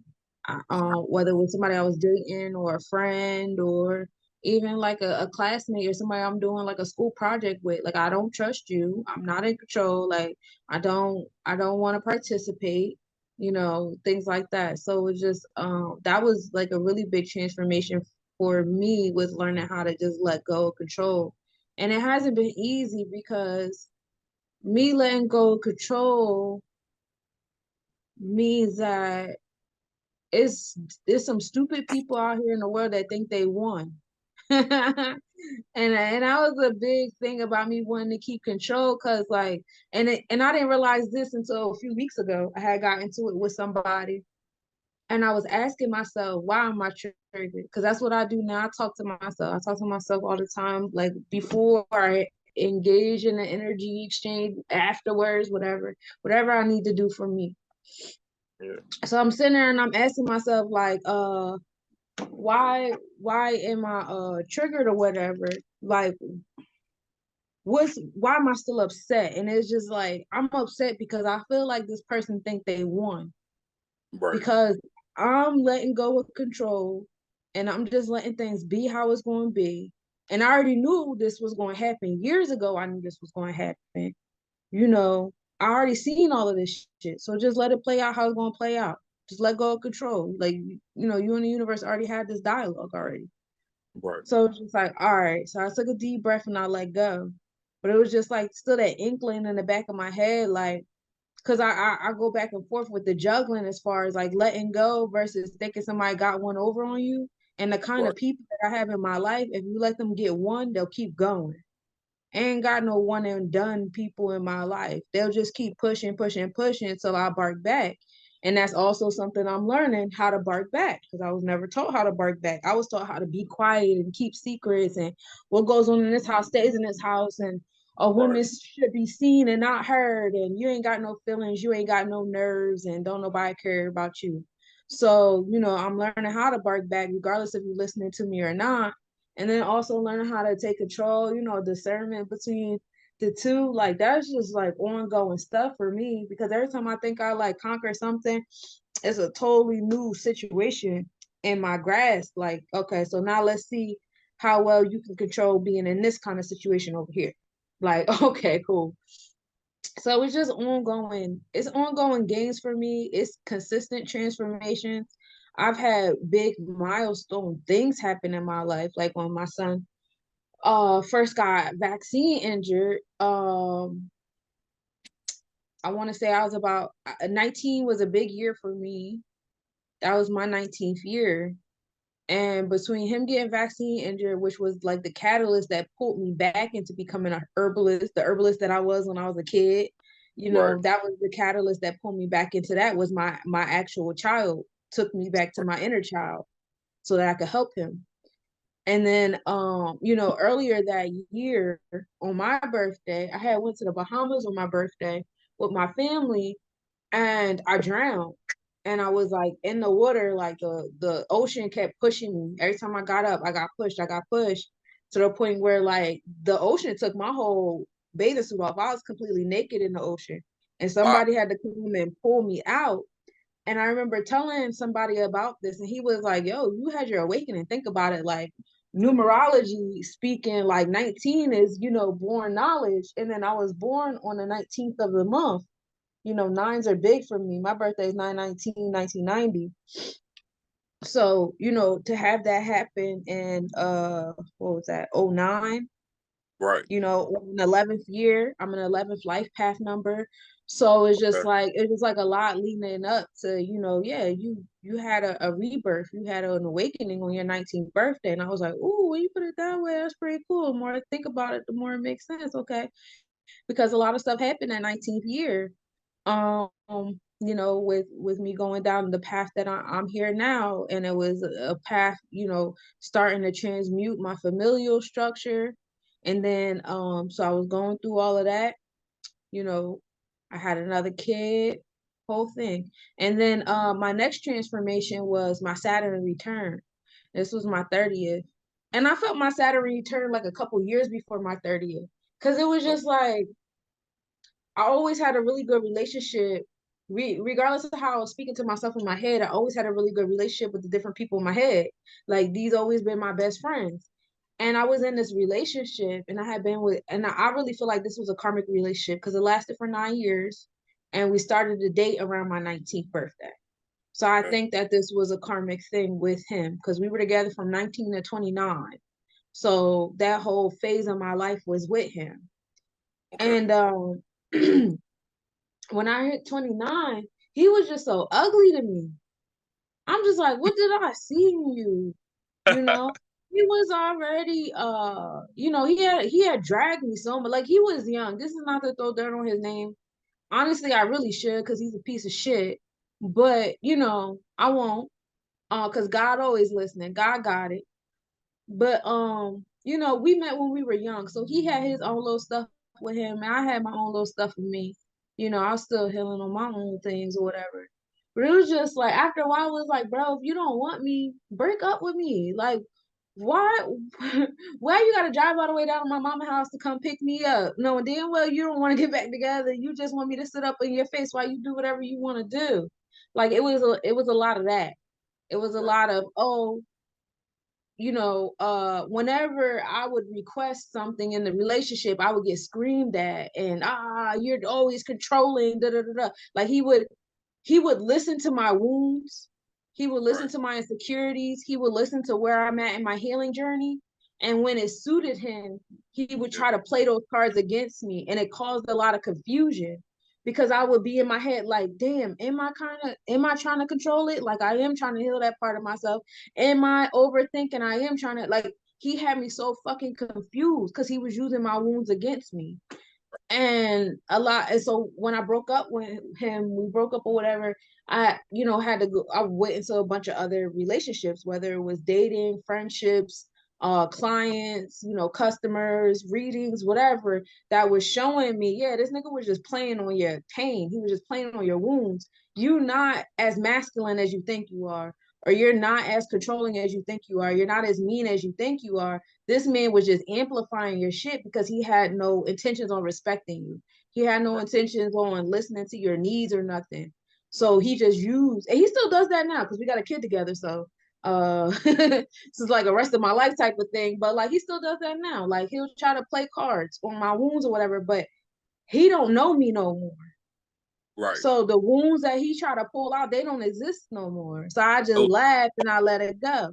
Yeah, so he still be trying to cover in my space. Try to play my friend every now and then. He'll come with his apologies and ask me how I'm doing so he can smell more wounds. He need fresh shit. And that's another awakening I had, another transformation I had because I used to give him that power. Because I wanted him to be my friend. Like I don't know what it was about this man. I just wanted him to like just get along with me. We don't gotta be together, but like, bro, why you can't just get along with me? And right. so now it's just like now I'm at a new like level of like self-confidence. I feel like I'm coming into where it's just like I'm learning not to suppress so much about myself. I'm learning to really figure out why it is I suppressed so much to begin with. And it's just like, yeah, girl, you was in these crazy relationships that these people was like really making you feel small for being you. Small for like I couldn't even hum a song by myself in the corner of the room without somebody being like, look at the sunshine over there humming a song and making a whole thing about like, bro, why I can't be in my space to be myself by myself without somebody staring at me and trying to amplify it and make me feel bad about it. Like that is so weird. Are you really that bored? Like, is your life really that empty? Like, I can't even brush my teeth over here without somebody like, oh my God, look at the toothpaste you're using. Like, what the fuck are we doing? Like, so it was just like I had to remove a lot of those bonds and those relationships. And when I did that, that was a big cleansing on my energy because I had to learn who to be without them in my space, and me having to go into people pleasing mode so they would like me and accept me. And then, as I removed them, new energy came into my space. So now it's like I have to learn how to treat this new energy in my space, not like those people. I don't want to move wounded. I want to move healed. So it's just like now that's where I'm at in my transition is accepting new people into my vortex and like really being okay and on my square with no longer accepting other people in my vortex anymore because they trigger certain energy out of me that like I just can't. I'm not interested in keep being triggered. You know what I'm saying? And they be having like these spells on these titles, like, oh, well, this person is your best friend. Y'all been friends for 12 years, and this person is your cousin, and this person is your sister, and this person is this. And so you supposed to be friends forever, whatever, whatever. And so I had to, had to break up out of them spells too, because it ain't even about that. It ain't about a label that you were given. Like that's all social So awareness Aquarius energy. And I could revolutionize that shit real quick. it's So all a it's all a part of growing up, that development, because what I had learned, and I have to keep reminding myself constantly, is I thought that the relationship was about me and what I was trying to heal myself from. But what it was, the women I was attracting in my life, the reason why they was attracted to me, because they knew that, and I guess instinctively, they came to me to be healed. They didn't really actually come to me to be my girlfriend. And I was too immature and too early to realize that. So now, but I get caught up in my feelings and my emotions and everything, very much like you were saying, but I gotta constantly remind myself of that. And even people that attack me, the reason why they attack me is because they're sick, and they need something from me, but they don't know how to ask for it. And what reminded me of that is what you were saying, that, he, your baby's daddy will come through and pick you up just to have you in his space. See, he may not be mature enough to say, hey man, I need you to heal me. So I haven't loving myself right now, what I'm saying? But I need you there. What I'm saying? Maybe y'all made a spiritual contract to have this child, yeah, I think so. to help him along, because he may be way different. Expectations is a motherfucker though. You gotta let shit go. Try your best to let things, work out on their own. I'm a competitor, very much like you. I don't like the fact. Now, I had an advantage being a male. And the reason why I said that, because I had football to actually bring that aggressive nature out of me, because I was meek, you know what I'm saying? So that helped me in lifting the weights and knowing that I had the ability, to hit a dude so hard he'll stay still, for about 5 seconds and collapse. And then we went to a couple of championships. So that kind of helped me realize that I had the power to be like, yo, motherfucker, I don't like this. And matter of fact, these legs are strong enough to stand up and walk that way. Fuck this shit. I'm cool. I feel you. I like what you said though about, the child being present for his healing, because I see him, he clings to our child very much so.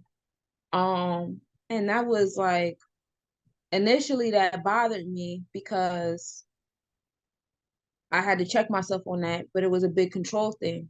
I don't like him. I think as nice as he is as a person, I still think he's a trash ass person.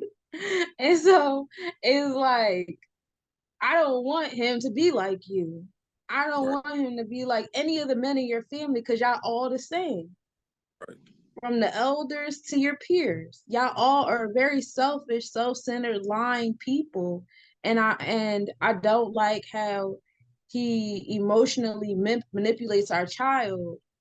And so I had to check myself. This last altercation we had, what he likes to do is he likes to pull the child into the altercation and make it seem like I'm the like he likes to pull my wounds on our child. So he'd be like, oh, your mommy just want to be in control, your mommy's this, your mommy's that, your mommy, like why are you? And so now my child is pulling my wounds. Now my child gives me the same emotional feeling that his dad gives me. Like, Wow. for a period of time, I be on the phone like so drained because I feel like I'm talking to his dad. Right. Like, I can't wait till you come home so that you can desensitized from that shit that you were over there. Like, but I had to check myself because, like you said, maybe my child is more so here for his healing. Like, that's what he's here for. Because since I can't physically, straightforward heal you because you don't respect me or whatever there is that's there, us having this baby together, that's something, for you, because at a certain period of time, our child is going to turn a certain age and he's going to look at you to grow up because he's going to grow up. Y'all, he only 9 and y'all already on the same mental level. Like, he's going to turn 13. What are you going to do? And it sounds harsh, but like I said, I'm getting to a period of my life where I'm tired of being quiet, yo. I'm tired of biting my tongue. This whole time this man been kicking my back in, I still been putting him on my business. I still been promoting his music, his podcast. I be paying him for to do stuff. When people come around, I'm like, yeah, go hit him up. I have been singing this man praises while he been using every opportunity to kick my back in. So this new transformation is, you know what? I don't need nobody to know my story, but you got me fucked up if you think I'm gonna keep singing your praises because I'm lying. You know what I mean? So that's where I'm at now. Like, I'm not bitter, but it's just more so, you know how when you first open your throat chakra and it's just like, bro, I got so much to get off my chest. Like, I ain't never had this before. I'm like really hugging my inner child because she never was allowed to stick up for herself, bro. She had to let everybody, she had to let this man touch on her, that woman punch on her, this person ignore her, that person bully her, this person ridicule her. I had to do all this shit in silence. I had to do all this shit. And it's so crazy because I got so many placements in Virgo and Gemini. You would think that like my throat chakra was popping. And I wish it was. But my throat chakra is actually my test here right now. So I want to throwing it all out of whack a little bit. Yeah. Because the higher purpose, you don't have time to be put in that box. We need you to be sensitive to be able to get this job done. You know what I'm saying? Not so in that zone. So, it may be, no accidents, No, not at all. I love my journey. I love my journey. I love the good times. I love the bad times. I love my journey. Right. I wouldn't change any of it. Because if I change any of it, I wouldn't have nothing that I have now. And I like every day I wake up, like especially these last like 2-3 years, bro, I fucking live my life. Right. I love my life. I love how easy it is to manifest the shit that I want. You know how they get you? Because America is all about king size and super size me and bigger is better. You gotta have the Hummer and the 4-row seats and the fucking 18-20 horse like you gotta have you gotta have the 18-bedroom house on 39 acres. Like, this country has taught us gluttony. This country sin is gluttony, amongst all the other ones, but gluttony is a big one. And because of that, what I'm capable of manifesting to someone else, they will look at me and be like, oh, I love my life. I'm doing everything I want to do. I homeschool my kids. I'm utilizing my herbalist education. I make a living doing the things that my inner child wanted to do. Right. Like, that's how I make a living. Do I make a lot of money? No. That wasn't what it was about. It's never been what it was about. I never cared about money. Money was always a dumb concept to me, even as a child. I believe in equal energy exchange, but like the games they play with, like the credit and like credit is fucking it. Right. That's like, you know how like you playing a video game or you playing a game with somebody. Like, I really feel I feel like America is a bratty ass kid that just never got beat up before. And so like y'all just really need to get beat up. And so Agreed.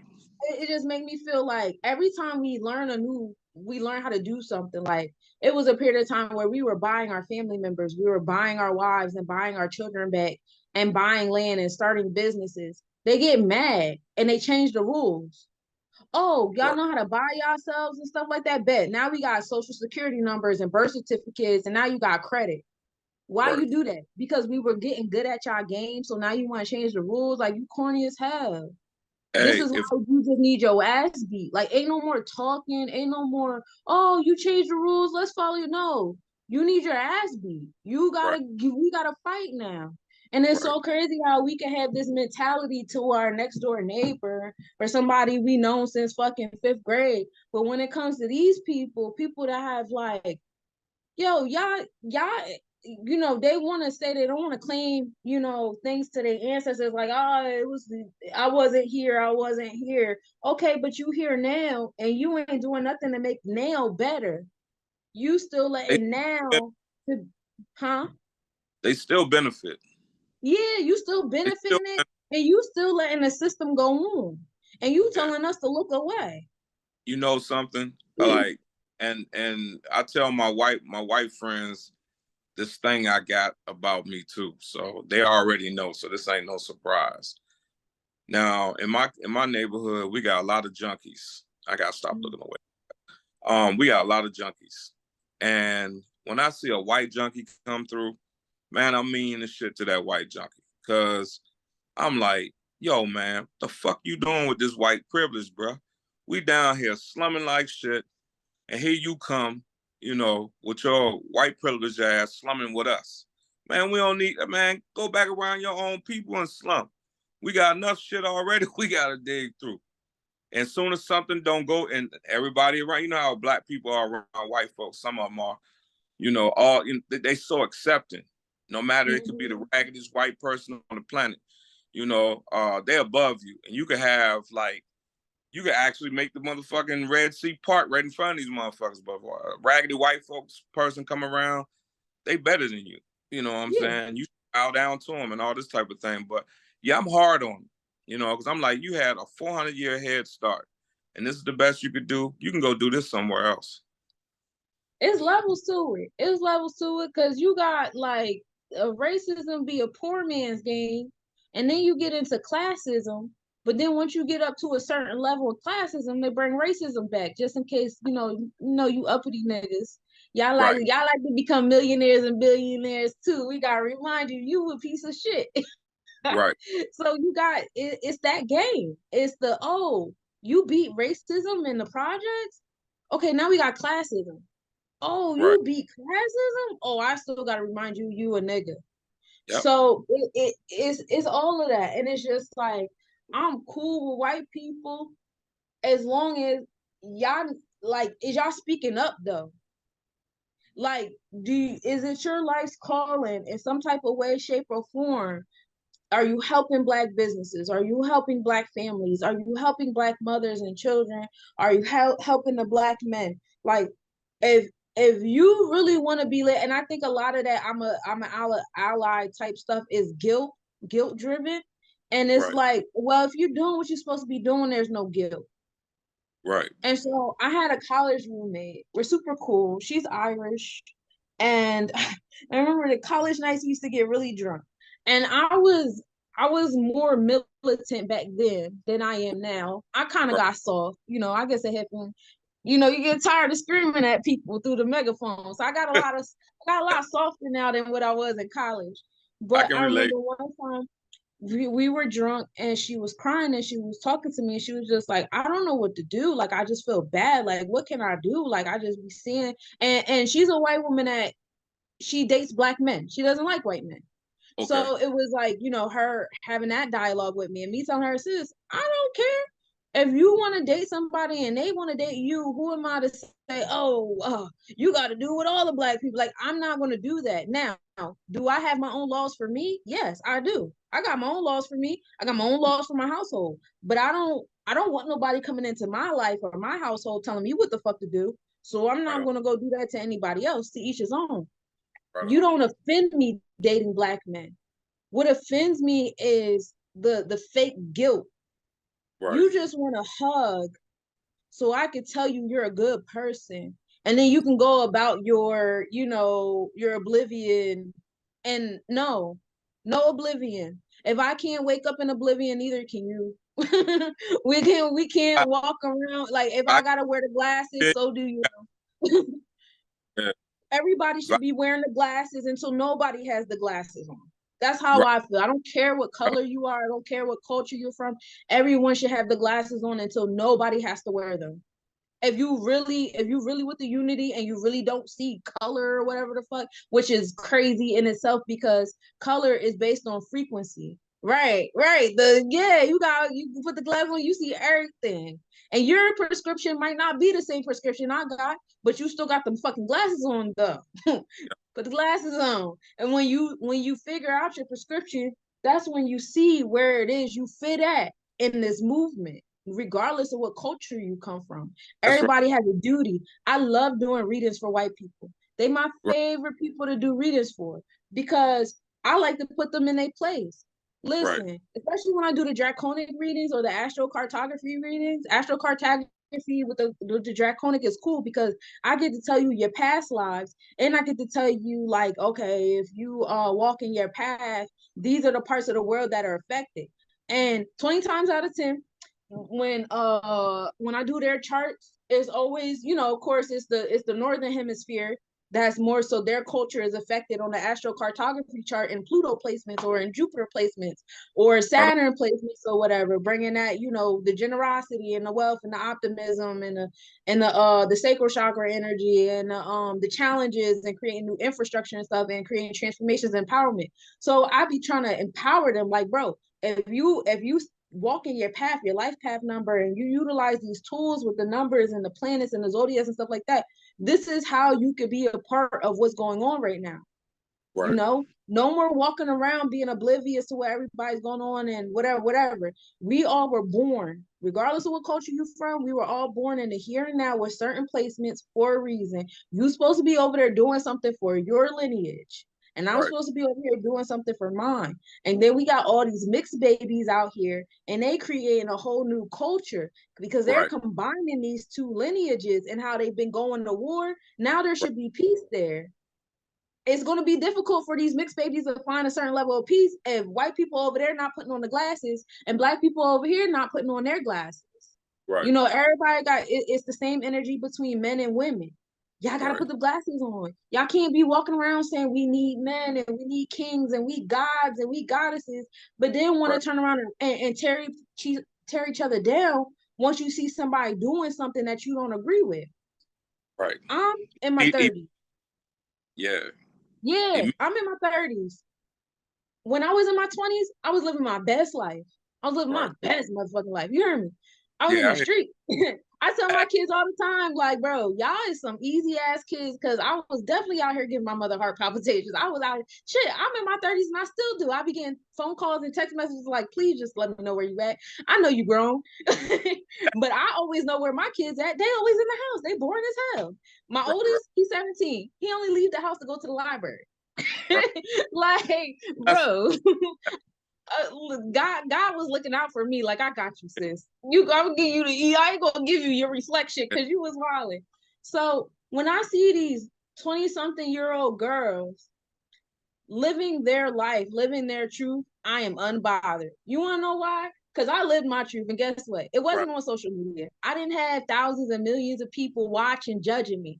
I was able Right. to do the shit in the comfort of my home. And every now and then it was gossip, it was rumors. Somebody Right. thought they knew something about what I do in my free time. And guess what? The very next day, that gossip rumor is gone. And you can say whatever you want to say about me. I don't care. When we was kids, people had nicknames. Like, you remember that one summer did that? Well, that's his nickname now. You know what I mean? That's how we are. Like, we had shit like that. But like, I feel like what these young women and men go through right now in their late teens, early 20s is fucked up, because you got these 30, 40 something year olds judging them. They're not guiding them. They're not teaching them, they're judging them, and that's all they're doing. And then they're so featherbrained that not only they're judging, but they're projecting. I'm projecting my 30-year-old experience on someone that's 19 years old. You should be acting more 30 because I'm 30 and I think everyone should act 30. It's including you, 19-year-old, 23-year-old. Right. These girls are in their 20s, they're having children, they're not being fired from their jobs. They're actually making thousands, hundreds of thousands of dollars still. When I was their age, when I got pregnant, I got laid off from my job and I worked for the city. I got laid off before I can get maternity leave. When you go to job interviews, the first thing they ask is what you gonna do with your kids, because jobs want to come before your kids. But now the workforce is seeing, hey, that's not how it works no more. And yeah, we're seeing it from the audience. Well, we know that Hollywood is a circus, and we know it's a circus of illusion. So, call a spade a spade. However, that illusion or that circus still reflects what we're doing.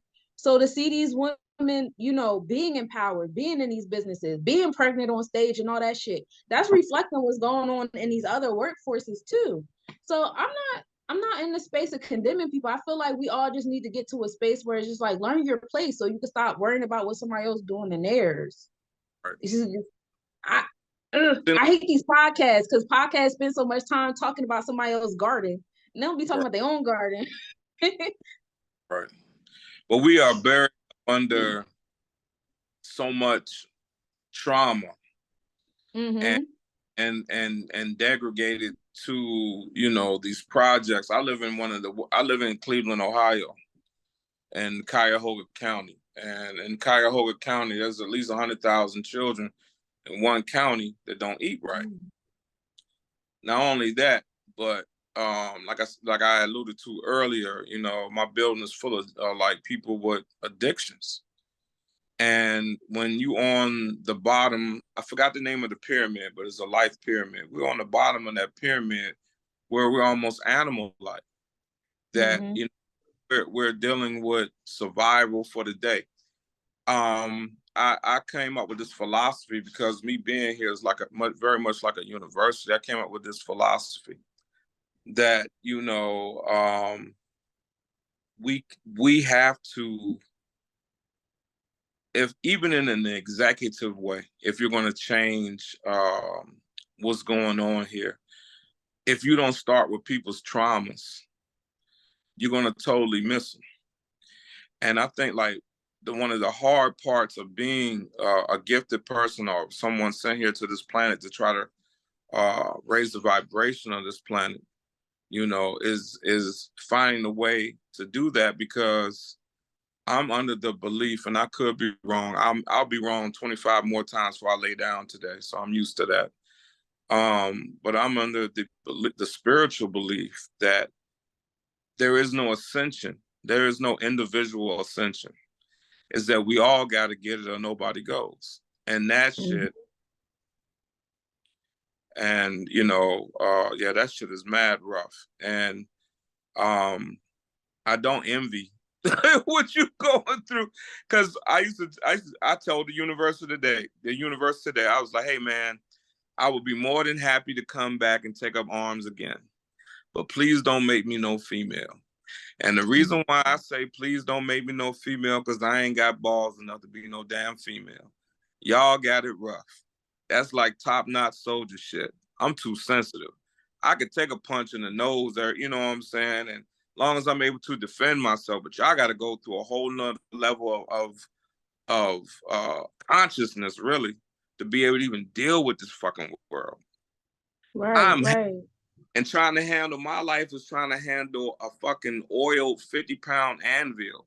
I'm having a hard enough time trying to deal with this shit. Dealing with y'all shit, nah. Y'all all, if I'm a pro, y'all all pro. I ain't got it. I ain't got it like that. And I want to come back. I definitely see that, like in the pyramid that you was talking about, in that realm. You figure like the more original the being is, the more strife they have to deal with. And so the Asiatic man and woman, they definitely at the top of that pyramid of strife. The Asiatic woman being at the very top. Yes. And I see the netters working in our favor in this realm. And I know it's triggering to a lot of people how it's going about. But it's like Vantage Point is a good movie because Explain what a netter is for me, please. Netters, it's nature. It's the spheres in the Kabbalah, the seasons in nature and stuff. And so we had the happenings where we had the estrogen overload with the vaccines and the dairy products and the got milk and the food pyramid and the meats and the breads and stuff. That whole food pyramid was a bust. It was sponsored by Monsanto. I remember when I had my first son and I was on WIC, first thing everybody says, get food stamps, get WIC. So I got WIC or whatever, and I'm looking at the different things that WIC pay for because WIC do the checks or whatever, but it only covers certain items. It's all like heavy sugar, all this estrogen, hormones, the chemicals, all Monsanto stuff. It's like just specifically these things that like you really don't want to eat. And so that's what we as poor Asiatic mothers are being pushed. As soon as you get pregnant, go get WIC.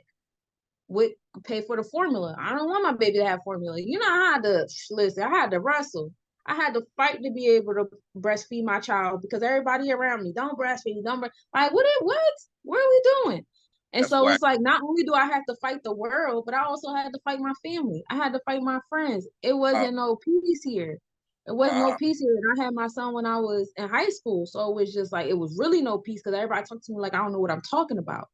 You know what I mean? So like I had to deal with those different kind of tug of wars.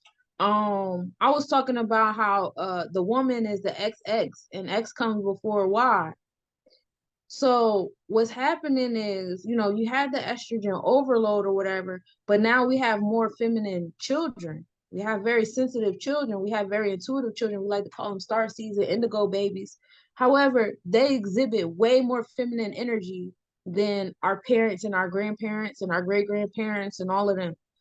We have become way more feminine as a people, whether you're in a masculine body or a feminine body. But what's going on the inside, which is the actual feminine energy, that has increased tremendously amongst our community. And so I predict that new twist in the lineage with the increase of feminine energy and estrogen in our people is what's going to in turn bring more compassion back to the Asiatic woman. And I see that because I see a lot of gay white guys. Gay white guys is emulating the Asiatic woman. Of course. These other women from all these other cultures, they're all emulating the Asiatic woman. Everyone is starting to tip their head off to the Asiatic woman. Now we just need the Asiatic man to catch up. And I'm not even speaking on all of them. I'm just speaking on the little goofies with the podcast. They know who they are. But I even see a shift in the spiritual community amongst our Asiatic men, and so their feminine energy is leveling up. And granted, we have some men that don't know what to do with it, so they over here just doing the most. But the intentions are still to give praises, even if they can't correctly formulate themselves to vocalize that. I'm gonna grab something off the stove real quick. Keep talking. Okay. Yeah, it's just a couple of feet away. Hold on. Yeah. Hey, So, go ahead. So I think like all of this is in honor of the Asiatic woman and becoming her safe space again, becoming Mother Gaia's children again, because I was listening to this goddess and it's so funny. I love listening to her because she says everything that I get downloads on. And so she was talking about how mother is tired of seeing her babies fight and bicker all the time. Like, you be in a room with your kids and they just fighting. After a while, I was like, all right, y'all gotta get the fuck out of my room. Like, I don't want to hear all that shit. I don't want to hear all that fighting and bickering in my space all the time. It's tiring and it's draining to me. I just want y'all to get along. Like, I got 2 sons. It really does bother me when they fight, especially when they were younger. It was just like, bro, why y'all can't get along? Like, it hurts my feelings. I would cry. Right. And I don't have 7 billion children. I only got 2. Right. And I cry when they don't get along. I cry when they fight. My oldest son is 17, but he likes to be to himself, and he could be kind of mean and he pushes people away. So I like my space. So it doesn't hurt me to be like, okay, you want your space. But my younger son, he's clingy. He likes attention. He's a complete opposite. So it's like, oh no, you're not finna ignore me for a whole 24 hours, bro. You're going to play with me. And that creates a tug of war. And then I got to come in here and intervene and remind you, bro, you're 17 to his 9. Come on now. Find a middle ground. You know what I'm saying? So, but that gets tiring. It gets frustrating. I get angry. I get sad. I get tired. Like, it gets to the point where, like, when I get off of work, I'm not even coming straight home. I don't do that. Right. So could you imagine if you had 7 billion children? Wow. And then majority of them were tattletelling to you all the time in their prayers. They weren't doing anything to make it better. They would just come to you 4 or 5 times a day and say, Mom, can you fix this? Mom, can you fix? What did you do to fix it? What are you doing to fix it? Besides, come over here and brag about how you pray 3 times a day. Right. Like, you come in the room 3 times a day and ask me to do something for you. And then you go out there and you brag about how you came over here and asked me 3 times a day to do stuff. But what are you doing? Right. For yourself. Yeah, and I really believe, like, between like our generation and the children that we're giving life to that aren't even experiencing our grandparents and things like that, because peaceful transition to them all, but they're dying. COVID was a big wipeout of that older lineage for a new world. The new world order is not something to be scared of. I mean, it depends on where you at. Now, if you over here letting such and such rule your root chakra and shit, then good, more power to you, baby. But like, if you on top of your A game, the new world order is actually something to be excited about and embrace, because we have these generation of children that don't have, we witnessed some of our parents' upbringing, but they lived it and they tried to do the best. Like, I would say that my 2 parents tried to do the best they could for me, despite what they went through. And I still ended up going through hella shit. But I really do everything in my power to make sure my children, I don't want to say they don't go through anything, because I can't prevent everything. But like, yo, my kids are so different. It's just so cool to watch them. Like, they're just like, pure, like pure, like it's just pure. Like, yo, these really kids. Right. They're kids.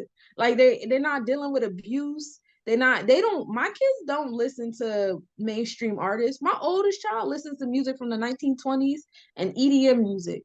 My youngest, he listens to jazz music. He likes like Childish Gambino, and he likes instrumentals and playing the drum and like the calypso drum and all that stuff. Like, I don't have these problems everybody else said they having, and I don't got to do a whole bunch of crazy shit. Sounds like a good mother, Yeah, I try my best. Your journey reminds me of it just come to me. Your journey reminds me of, and there are others like this too, but it reminds me of the story. I forgot the name of the god, but the first god to come to planet Earth and clear out everything, made way for the other gods to come through. You sacrifice so much to clear the pathway, for these 2 spirits to come through and have a easier life and have an environment or ecosystem that was built around them, because you knew the importance of having that freedom and self-expression.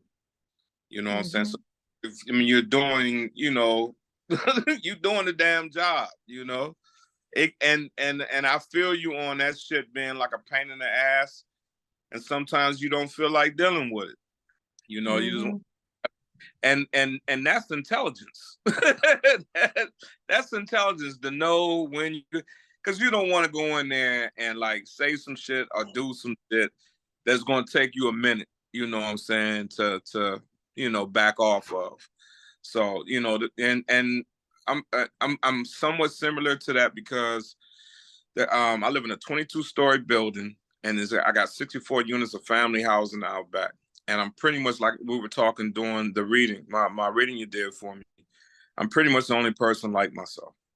So when I go outside, because there's lack of, like father figures or male figures, even the elderly people see me as a father figure. And this is something that excuse me, I'm still drinking again, still having trouble accepting because I didn't expect this. And it's difficult to deal with all these different personalities, and I want to be there for them. It's not like I don't have an understanding of why I'm here for you. But sometimes I need to be in my apartment for 4 or 5 days so I can stay the hell away from you, because because I was, I came up kind of hard, and and naturally in my spirit, I got that in your face kind of hard energy anyway. If I lose control over that shit, I will change relationships within, 5 minutes, how people see me. And I have such a bad conscience, you know what I'm saying? It's almost like the universe, I must be a super serious asshole, because the universe is how they do me, right? If I smack somebody on corner A, before I make it to corner B, the universe will make something fucked up happen to me. So it keeps me on a real short leash. I see motherfuckers, excuse me, it's on my own show. I see motherfuckers that like do anything and just seems like, they got a horseshoe stuck up their ass. They just do all types of trifling shit. And I don't see no real, on the surface anyway, intervention in the universe kicking them in their ass, 5 minutes later after they do some dumb shit. So I get it.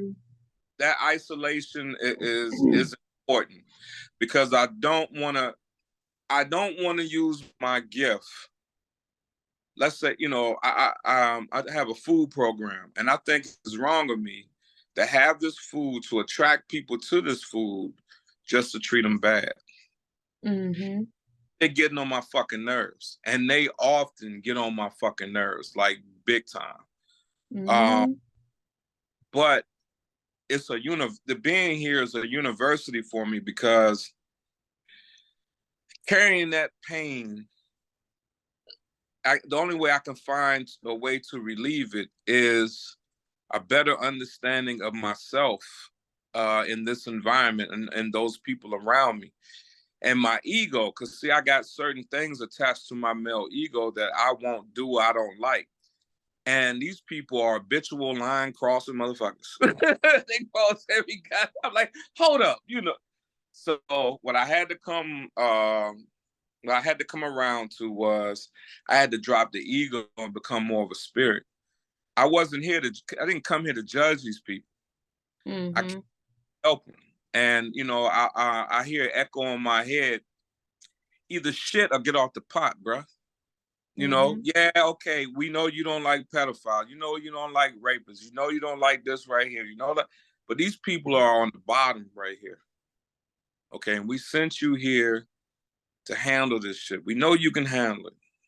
We sent you, we didn't send you like to hurt people. And like I said, my conscience is so bad. I don't even if I gotta whoop somebody's ass, I still feel bad like 2 weeks later. Like I could have replayed that back, and I replay it back in my head. I could have approached it a different way or whatever, but sometimes people just, you just gotta jump out there. But anyway, back to you, sister. I agree. I had to learn that. I never. It was something I had to learn, because for me it wasn't that I was going out. Well, I was condemning people to their face, but the people I was condemning to their face was like people that I was comfortable with, like my friends and my family.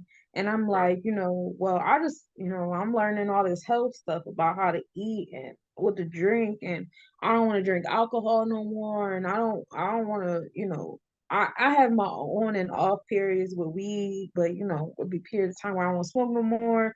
I don't really party like that no more. Like it's just like a lot of different stuff. I just kind of like was like, yeah, we're not doing that no more.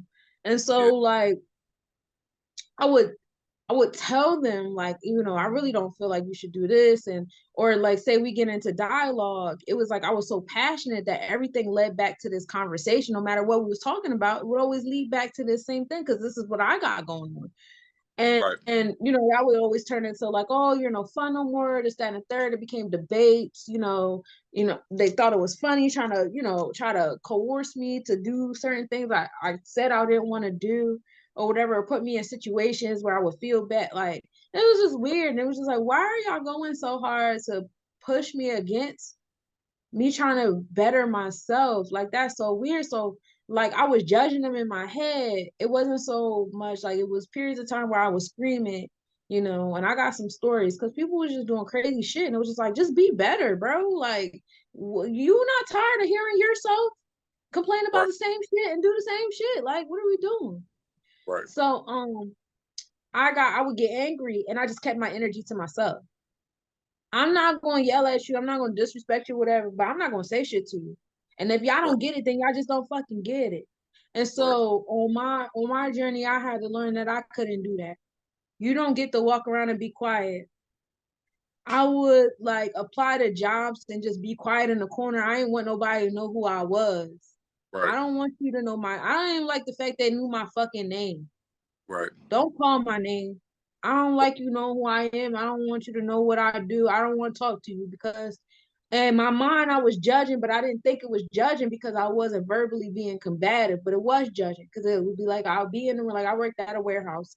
I would be in the room, I would look at all these, get money, money check. I would hear all the dumb shit they cared about and talk about, and I would judge them and say, oh, because that's how y'all are, I'm not telling y'all shit. Right. I'm not telling y'all what I do outside of work. I'm not telling y'all what I think. I don't want to have no intellectual conversations with y'all because I already know it's going to open up a draining portal where you're either going to try to debate me with questions or statements. And I don't want to deal with neither one of them. Right. So I would make this whole hypothetical situation out of my head based upon my judgment. And at some period of time, I had to tell myself, bro, did any of that happen? No, it didn't happen. You didn't allow it to happen. So you don't know what the fuck going to happen. Go do your job. You're not here to keep your energy to yourself because such and such is a dumbass. Go do your job. No, everybody's not going to accept it. Some people are going to be disrespectful. But there's been times where I was in a room and I was talking to one person and I didn't help them. But there was somebody in the room that was listening and they got help. You know what I'm Right. saying? So it was just like, yo, you don't get to be quiet because you feel like you know more, different or whatever. That's still judgment or whatever. And it was just like I was justifying it in my head because I'm like, well, I'm not being combative, I'm not being rude, I'm not doing these things so that make it okay. But it didn't. It didn't. That's what's up. Yeah, it's definitely man, a challenge. My thing is now I think I'm ready to step away from everything for a little while and take like a real rest because it's dealing with this quicksand. It's hard to get my bearings in this quicksand, and a lot of it is my fault because I allow myself to be bombarded by like fear and loss and not being good enough, like a little too much. But to my credit, I think because it's not because I don't have a strong shield.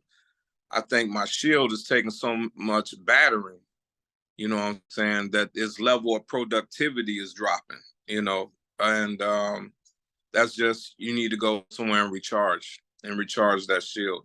It's not that you're weaker, you're getting weaker, it's just you done took on a lot and you might just need to take a little sabbatical. These crazy motherfuckers are still gonna be doing the same old shit, when I decide to check back in, so yeah, I am kind of looking to step away. I'm going to be missing, I think I'm going to miss the people. I think I'm out of my goddamn mind. I think I'm going to miss the personalities and everything. I may miss them, but I definitely need a little break. I charge pretty quick too, but I definitely need a break, from the community work and all this type of thing. It's a lot. Like you were saying that, well, my voices are kind of different. My voice is driving me crazy. It's like, okay, we got to get this, we got to fight against this will. We got to make sure your aunt's Medicaid pay down is on schedule. You got to keep up with the lawyer. the little girl they raping and repeatedly raping. You know, y'all keep calling the police headquarters and buy her clothes. And the dude on PCP got a pit bull he ain't feeding, so you buy him dog food. And it's just, and then there's my shit. You know, but one thing the universe has blessed, there's a lot of things, but I am blessed, and I think you had alluded to it many times earlier, is that all the fucking pain I feel, fuck you, I don't regret shit. Fuck you. Because I know the minute I give in to that shit, your bitch ass win. You know what I'm saying? And even if you kill me, guess what? I'll be back. I'll be back, motherfucker.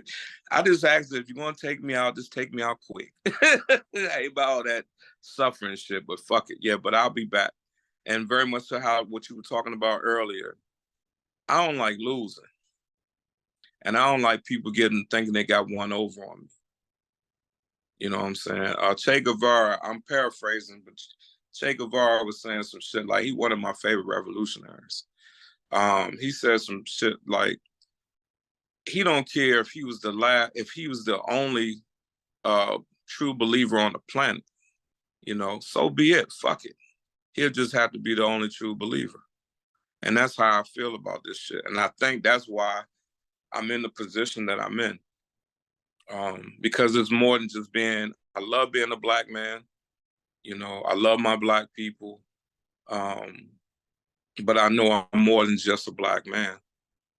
You know, and I'm terribly honored, not to keep like talking so much, I'm sorry, but I'm terribly honored that it chose me. I'm honored. And that's why I try not to fuck up so much. You know, I try to honor it as much as possible. I have my moments, you know, but I was saying on another podcast, 85% of the time I'm together. The other 15%, I'm full of shit. I'm barely making it. Yeah. But yeah, sis. I had read on your Facebook post that the nominations went in for the Less Nobodies convention. You want to we could talk about that for a little while, and then I get you out of here, because you done did 2 podcasts in one. Thank you so much. I appreciate you coming back to the People's Dinner Party. Thank you. And I'm actually having some dinner. Yeah, but go ahead and tell us about the nomination, the post that you put up today. Okay. Well, this is an annual convention that we do. This is our 4th year. This award show is the main event of it, but we usually have like a lot of little miniature events, whether it's like a fashion show or a movie night, or where we have like a local art creator movie being played or television show being played. Yeah, a bunch of those things. So it's a award show for healers by healers. We have a bunch of like the Indigo Kids, Star Seeds, all those beings alike. That we nominate, you know, our Star Seeds, Indigos, you know, for what they do all 365. Right. And I really like it. I make the awards. The awards are like, they're pentacles and they got your face on it, and it has the constellation that you've been nominated for. And if you flip it over, it's the stars within that constellation you got voted for. And it's always a great turnout. I love to see everybody online and, you know, make new connections and stuff like that. It's always a great turnout. Nomination phase is started October 1st and it's all the way up to April 1st, and then we begin voting May 1st. Right. So voting season is really cool, because then we start doing interviews with the nominees and everybody starts to get to know each other, and we're cross network marketing, and that's when the friendships start to get created and stuff. It's I really love to see the different connections that get made. That's my bigger picture of it, and then allowing people to feel appreciated for what they do, because a lot of stuff that we do is very thankless. And not only is it thankless, it's heavily ridiculed. On top of the fact that it can be thankless. And then you have, you know, a lot of our healers are getting burnt out, especially this past year. A lot of people got burnt out and was on some like, I'm just not doing this no more. A lot of different, clients is, getting their feet wet in the realm of tarot and zodiac and stuff. They're coming into this new space with the same old mindset. And I try to communicate that to like other readers and healers, that you have to have this level of empathy and sympathy, because you too were in that space once upon a time. Whereas you want to learn new concepts, but you still have the same old behavioral patterns. But that desire to learn, that means something. So Right. you have to, if you have the page for it, like maybe a lot of these readers were learning that doing readings wasn't their calling. It was just a way to get their feet in the door in this realm. You know what I mean? Right. So, take that for what it is as well. But, you just gotta have a certain level of empathy and sympathy for people that's coming into this space. And we just want to award those that do have that. And we have a lot of different categories, from like mystics to business owners, Yeah. entertainers, musicians, health and fitness, whether you Right. do health and fitness vlogging or coaching, or you make like body products, Right. authors, jewelry makers, clothing and fashion. We have a lot of different categories. So I'm excited. Now, Every year it just gets bigger and bigger. I got a I don't know suggestion. where we're having it at this year yet, but it's gonna be great when we figure it out. I got a Huh? suggestion. I got a suggestion for a category. Oh yeah, let's go. See how many vegan Krispy Kremes you can eat within 20 minutes. I didn't even know Krispy Kreme had vegan donuts. That's wild.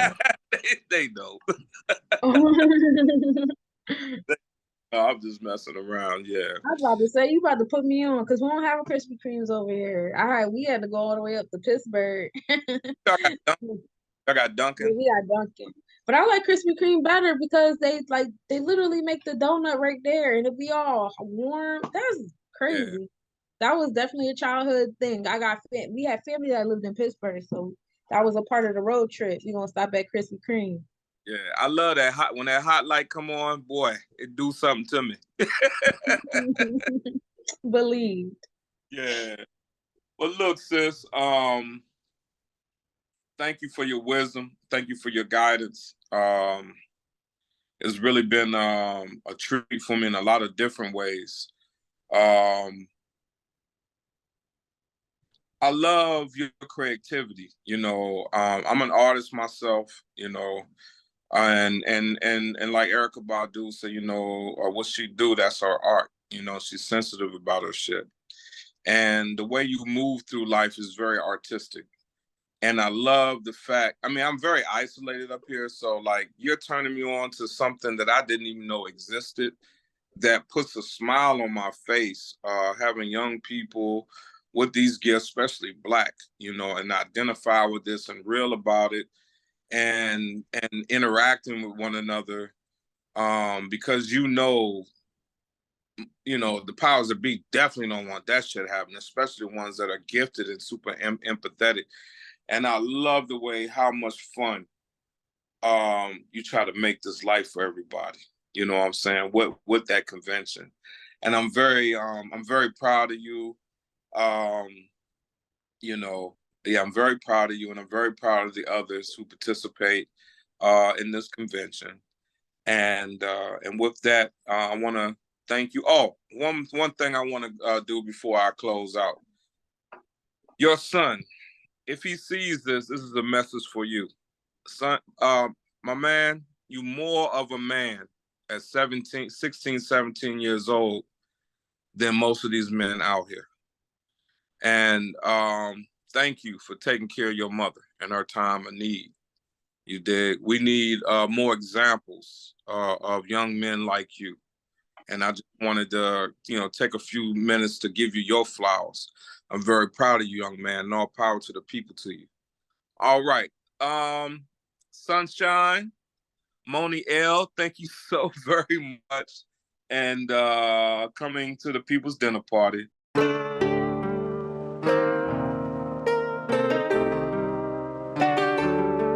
Be patient, be present. Be patient, be present. Expanded abundance among us, expanded abundance upon us, expanded abundance in oneness, expanded abundance is wondrous, expanded abundance is justice, expected abundance is indulgence, expanded abundance among us, expanded abundance is coming. Be patient, be present. Expanded abundance among us, expanded abundance upon us, be patient, be present. Expanded abundance among us, expanded abundance upon us, be patient, be present. Expanded abundance among us, expanded abundance upon us, be patient, be present.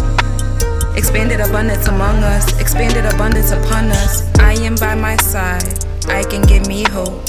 I am the silver lining to all of my great thoughts. I am the realignment of stars and telescopes.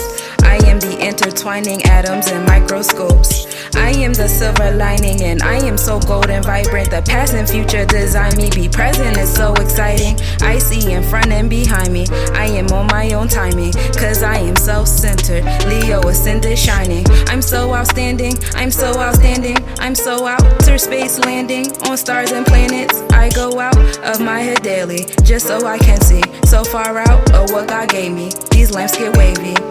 Be patient, be present.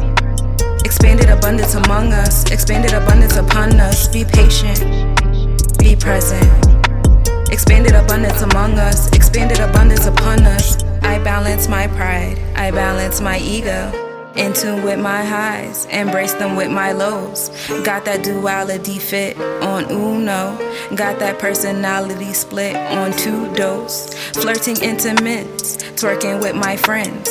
Animal spirit running out on sphere 10. Amen. Spirit guides coming with that zen. My ancestors defend. I got that juice to transcend. I'm so intelligent, crown chakra on 7 sense. Angels can relate, cause I'm so damn relevant. I am my escape, I am heaven and hell within. I control my fate, I am made out of excellence. I'm so intelligent, crown chakra 11 sense. Healers can relate, cause I'm so damn relevant. I'm ancestor made, I'm nobody's testament. The sermon for today, we're infinite elements. Be patient, be present. Expanded abundance among us, expanded abundance upon us. Be patient, be present. Expanded abundance among us, expanded abundance upon us. Be patient, be present. Expanded abundance among us, expanded abundance upon us. Be patient, be present. Expanded abundance among us, expanded abundance upon us. Expanded abundance among us, expanded abundance upon us. Expanded abundance in oneness, expanded abundance is wondrous. Expanded abundance is justice, expected abundance is indulgence. Expanded abundance among us, expanded abundance is coming. Expanded abundance among us, expanded abundance upon us. Expanded abundance in oneness, expanded abundance is wondrous. Expanded abundance is justice, expected abundance is indulgence. Expanded abundance among us, expanded abundance is coming.